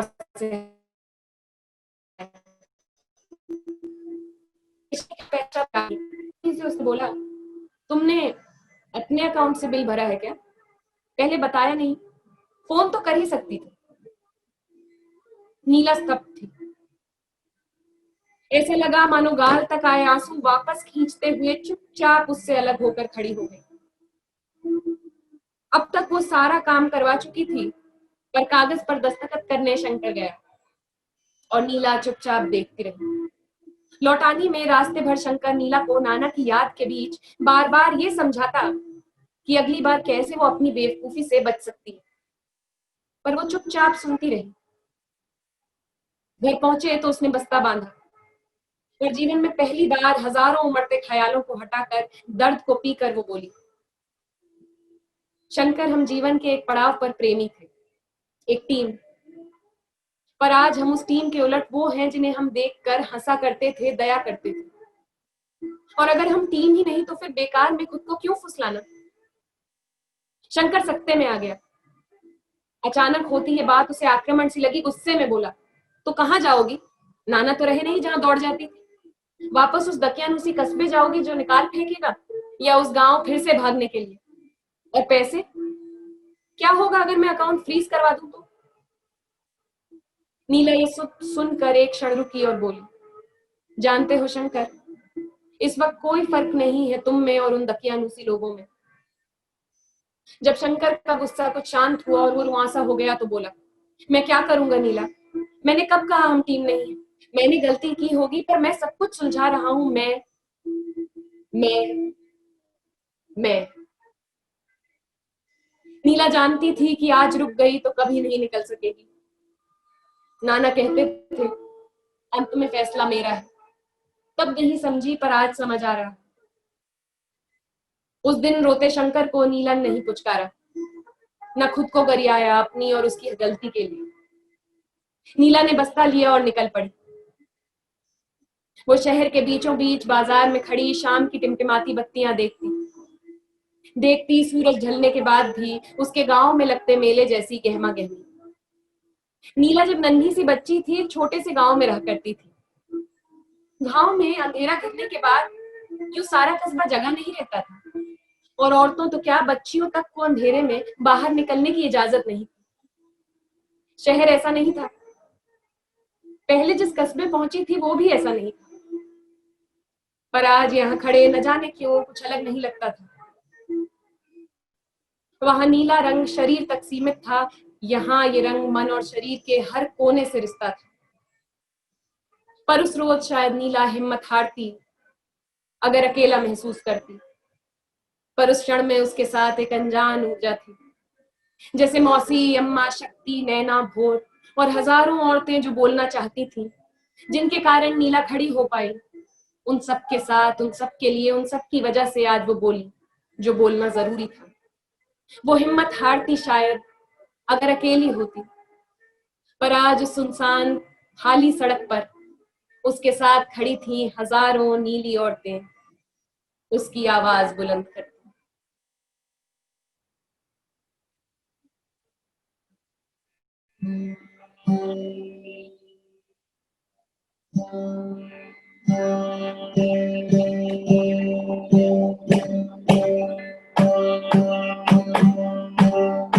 हट्टी नहीं कट्टी भी, हट्टी नहीं कट्टी नहीं बोले आज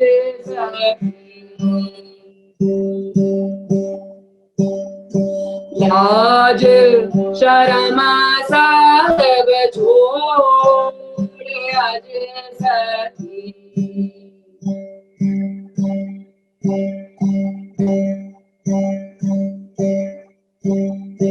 लट्टी नहीं कट्टी नहीं बोले आज सखी, लाज शर्म सब छोड़े आज सखी। बाबुल बोराए तो क्या, अम्मा गुस्साए तो क्या,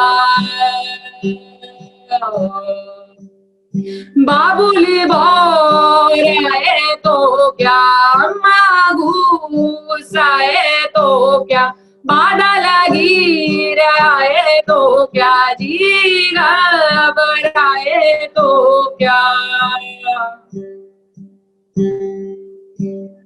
लट्टी नहीं कट्टी नहीं बोले आज सखी।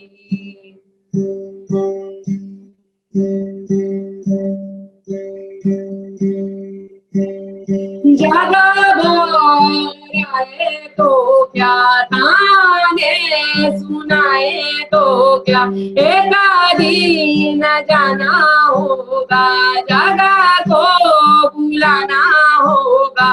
आज नहीं कायल कौन जाने सकी, आज नहीं कायल कौन जाने सकी। कदम बढ़ाना होगा, खुदा से बतियाना होगा, एक दिन जाना होगा, मन को मनाना होगा। आप न प्रेमा तारब कौन प्रेम सखी, आप न प्रेम तारब कौन प्रेम सखी। हट्टी नहीं कट्टी नहीं बोले आज सखी, लाज शर्म साहेब छोड़े आज सखी। साखीरी साखीरी साखीरी साखीरी साखीरी साखी बोल, लाज शर्म साहेब छोड़े आज सखी। हट्टी नहीं कटी नहीं बोल आज सखी लाज, शर्म सायब छोड़ आज सखी।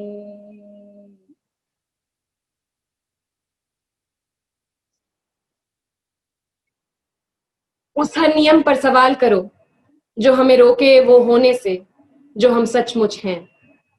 बोलो अपने लिए और उन सब के लिए जो ना बोल सकते हो अपने बंधनों में फंसकर।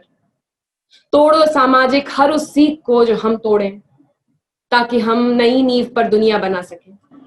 और झांको अपने अंदर उन रंगों को मिटाने जो दूसरों पे देख हम तरस खाया करते।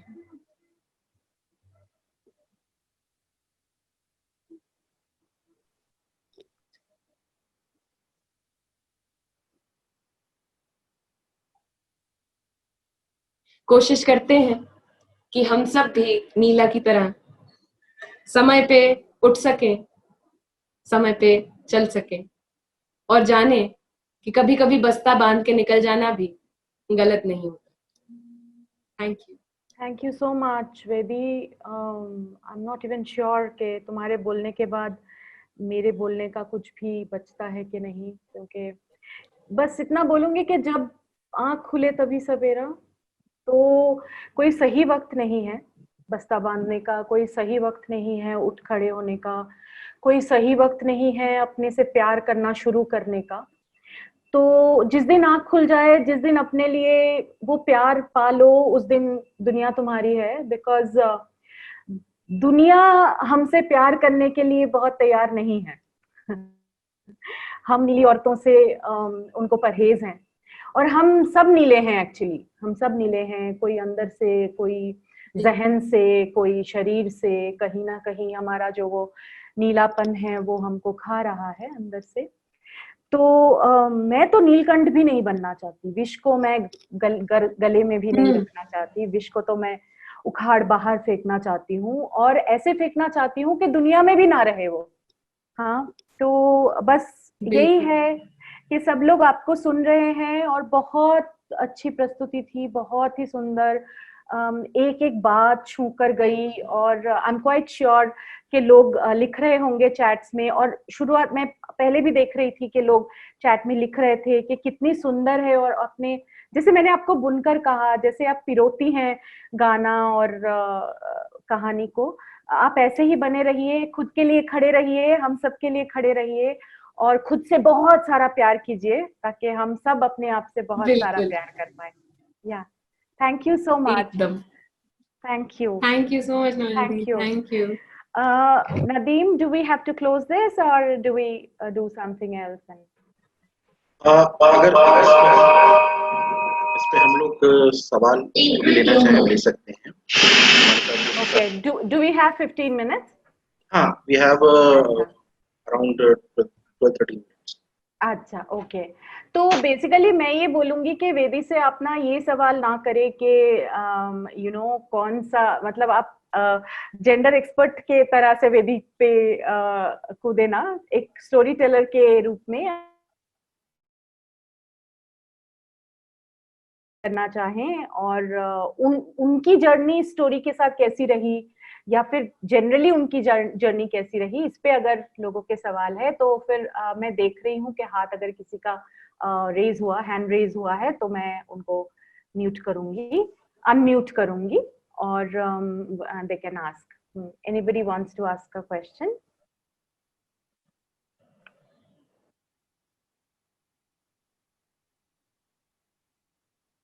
आई थिंक सबकी हालत मेरे जैसी है, गला रूंध गया है, ज्यादा बात करने का भी हालत नहीं है। हाँ, तो संदीप बोल रहे हैं कि आपने रुला दिया।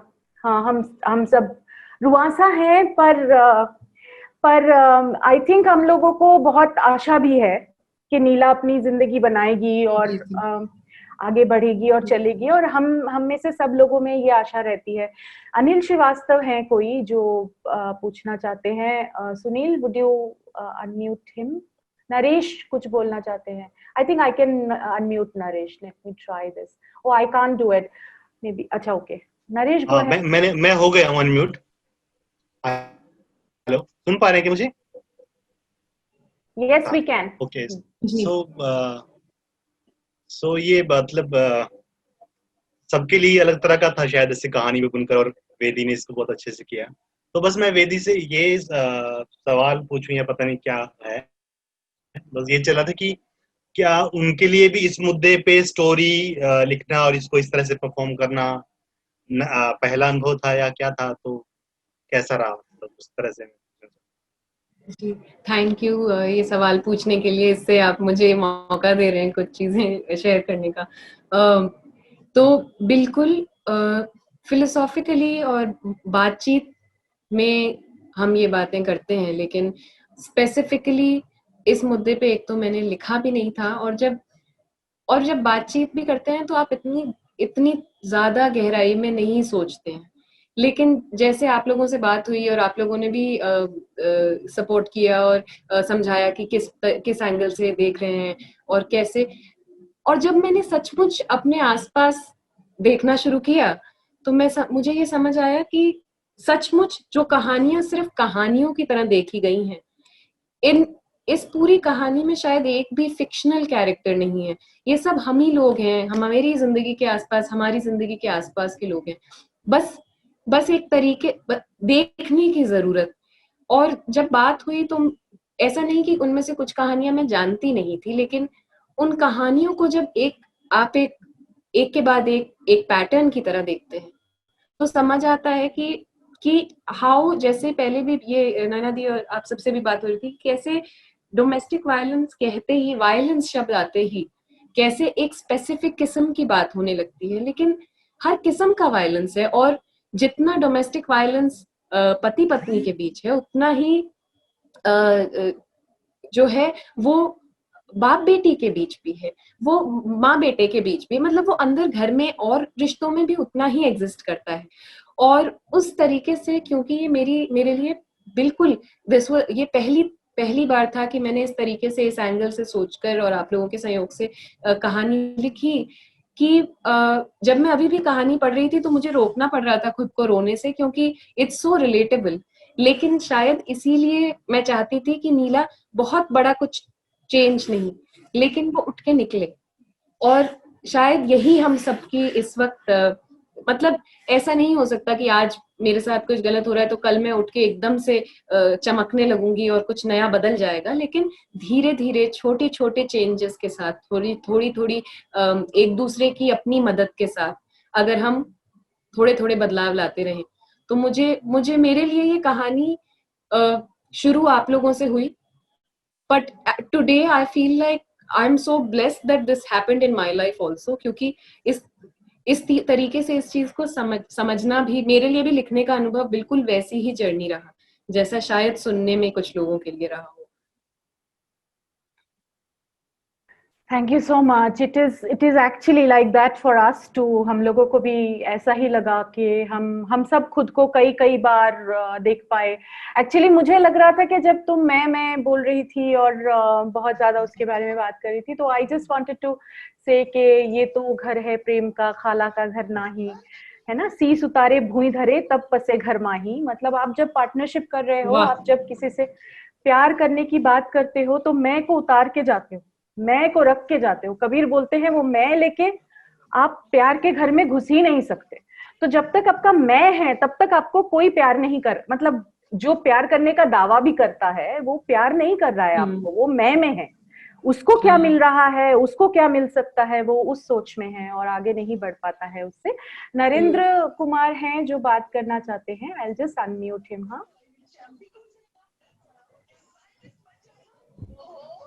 हेलो। हाँ जी, बोलिए। नमस्ते मैम, सभी को नमस्कार। श्योर। मैं बहुत ज़्यादा बोल नहीं पा रहा हूँ क्योंकि मैं कहानी सुन रहा हूँ और कई बार मतलब आंखों में आंसू भी आ गए। पता नहीं, समाज को हम लोग देखते हैं, इतनी मार्मिक कहानी प्रस्तुति आज की गई है मैम के द्वारा। सबसे पहले बहुत बहुत धन्यवाद। और मैं चाहूँगा इससे प्रेरणा हम लोग को भी मिलती है कि हम लोग भी आगे ऐसा कुछ लिखें, समाज को देखें, समझें, जिससे जो चीज़ें अभी समाज में घटित हो रही हैं, हम पुरुषों के द्वारा या जो भी चीज़ें हो रही हैं, एक सपोर्ट मिले हमारी बहनों को, हमारी माताओं को, कि उनको एहसास ना हो कि मतलब पुरुष पर क्या हमारे साथ कर रहे हैं। मेरी आवाज से आपको लग रहा हो कि मैं बोल नहीं पा रहा हूँ आज। मैंने बहुत सारी मतलब मूवी देखी हैं, कहानियां पढ़ी हैं, लेकिन आज कहानी अंदर से कुछ अलग ही मतलब फील हो रहा है। Thank you ma'am. Thank you so much Narendra Thank ji. या you want to say something Vedi? हाँ, मैं बस हालाँकि ये तो सही बात है कि पितृसत्ता में औरतें बहुत एक अलग ही लेवल पे पीड़ित हैं, पर मैं बस इतना ऐड करना चाहती हूँ कि ये जो समाज के स्ट्रक्चर्स होते हैं, वो मर्दों को भी उतना ही दुःख पहुँचाते हैं। तो शायद और ज़रूरी है कि हम लोग सब मिल जाएँ इस लड़ाई में, शायद इसीलिए ये लड़ाई सबकी है। लेकिन और मैं आपकी बात सुन के बहुत-बहुत थैंक यू। मैंने कोशिश की और मैं आशा करती हूँ कि आगे भी हम लोग ऐसी बातचीत आगे बढ़ाते रह पाएँ। बहुत धन्यवाद ma'am. Thank you so much, Narendra ji. I think there are about 5 minutes that we can use still. किसी और को अगर कोई बात करनी है, मैं समझ रही हूँ कि सबकी आवाज ऐसे ही बंद है, जैसे मुझे लग रहा था वेदी के प्रस्तुति के बाद अगर मुझे ना बात करना पड़े तो अच्छा रहेगा। तो उस तरह से मतलब मुझे समझ आ रहा है कि आप में से बहुतों का ऐसे ही गला रूंध गया होगा। पर अगर कोई इसमें बात करना चाहे, इसको कैसे हम देखते हैं, उस पे कुछ बात हो पाए तो प्लीज गो अहेड। मैम एक रिक्वेस्ट हो रहा है मेरा, हाँ। कभी अगर संभव हो पाए ब्रेक थ्रू की तरफ से तो एक बार और अगर आपको सुनने का अवसर मिले तो उसके लिए बहुत बहुत शुक्रिया होगा आप लोगों का। हाँ, इनको आप वैसे भी सुन सकते हैं। वेदी, थोड़ा सा आप ये बता दें कि अगर लोग आपको अलग अलग फोरम्स पे सुनना चाहें, जैसे हम लोगों ने तो आपको सुन के ही आपको बुलाया है ना, ऐसा नहीं कि हमने ऐसे अंधेरे में ढूंढा आपको उजाले में ही ढूंढा। लेकिन आपको कैसे ये लोग भी सुन सकते हैं, उसके बारे में थोड़ा बता दीजिए प्लीज। जी, तो आजकल वैसे तो इंस्टाग्राम पे भी है, तो अगर आप इंस्टाग्राम पे हो तो आप उस पे भी देख सकते हैं, वरना यूट्यूब और फेसबुक पे द आह्वान प्रोजेक्ट के नाम से हमारा पेज है। तो जब आई एम होपिंग जब ये ब्रेक थ्रू के पेज से ये शेयर होगा, मैं उसमें नीचे लिंक भी डाल दूंगी। जी मैम। और तो हमारे पेज पे हम कोशिश करते हैं, बहुत ज़्यादा हम टेक्निकली साउंड नहीं है, बहुत ज़्यादा इकोनॉमिकली साउंड नहीं है, तो हम लोग थोड़ा-थोड़ा कंटेंट बाहर डाल पाते हैं। लेकिन जितना भी होता है कोशिश करते हैं कि जो भी इवेंट्स हैं या जो भी गाने हम शेयर कर सकते हैं, वो इन ग्रुप्स पे कर दिया करते हैं। जी तो बहुत बहुत आप लोग धन्यवाद मैम, हमसे वहाँ बहुत पे बहुत जुड़ धन्यवाद सकते मैम, बिल्कुल ma'am. Okay, thank you so much. So I think there are no more questions. What I have done is, Vedi, I have copied some of the comments यहाँ पे जो लोग लिख रहे थे आपके लिए, तो वो मैं आपको भेजने की कोशिश करूंगी, ताकि आपको पता चले कि लोग कितने प्रभावित थे और कैसी कैसी बातें लिख रहे थे आपके लिए। तो those are very very heart touching and एक बात यह है कि हम सब एक जर्नी में हैं, वो भी एक बहुत इम्पोर्टेंट मोड़ पे आपने नीला को छोड़ा के वो एक जर्नी से एक और जर्नी में है। ये थोड़े है कि खत्म हो गया है और वो खत्म हो जाता है। हाँ, मनीष बहल बोल रहे हैं कि उनको कुछ बोलना है। Okay, I just unmute. Oh sorry, have I unmuted him? या मनीष, आपको मैंने किया अनम्यूट, आप बोलिए। आप सारे लोग इतनी देर से बोल रहे हैं और चूंकि सबकी स्थिति एक जैसी है कि बहुत ज्यादा शब्द नहीं है, क्योंकि जो नीला कैरेक्टर था उस कैरेक्टर की शुरुआत चूंकि हम लोग अगर अपने काम से ही जोड़ के देखें तो इसको लेकर हम पिछले 10 साल से ज्यादा टाइम से काम कर रहे हैं। तो एक एक चीज जो कनेक्ट करती है वो हम लोगों के जेहन से एकदम बहुत अंदर तक कनेक्ट होती है, क्योंकि वो स्थितियां हम लोग रोज अपने जीवन में देखते हैं। तो जो ये पूरी कहानी हम लोगों ने सुनी है, उस कहानी को सारे लोग यही जानते हैं कि हर घर की वो कहानी है, हर घर में कहीं ना कहीं वो नीला कैरेक्टर रहता है। उस कैरेक्टर को कैसे दूर किया जाएगा, इसको लेकर जो आह्वान काम कर रहा है, क्योंकि गांव में अभी हम अगर आह्वान की इस तरह की जो चीजें हैं अगर उसको ले जाने के लिए चाहें तो हम वेदी से पूछना चाहेंगे कि इसको गांव के लोगों के तक अगर हमें पहुंचाना है तो उसके लिए क्या करना होगा। ओके, गो अहेड वेदी।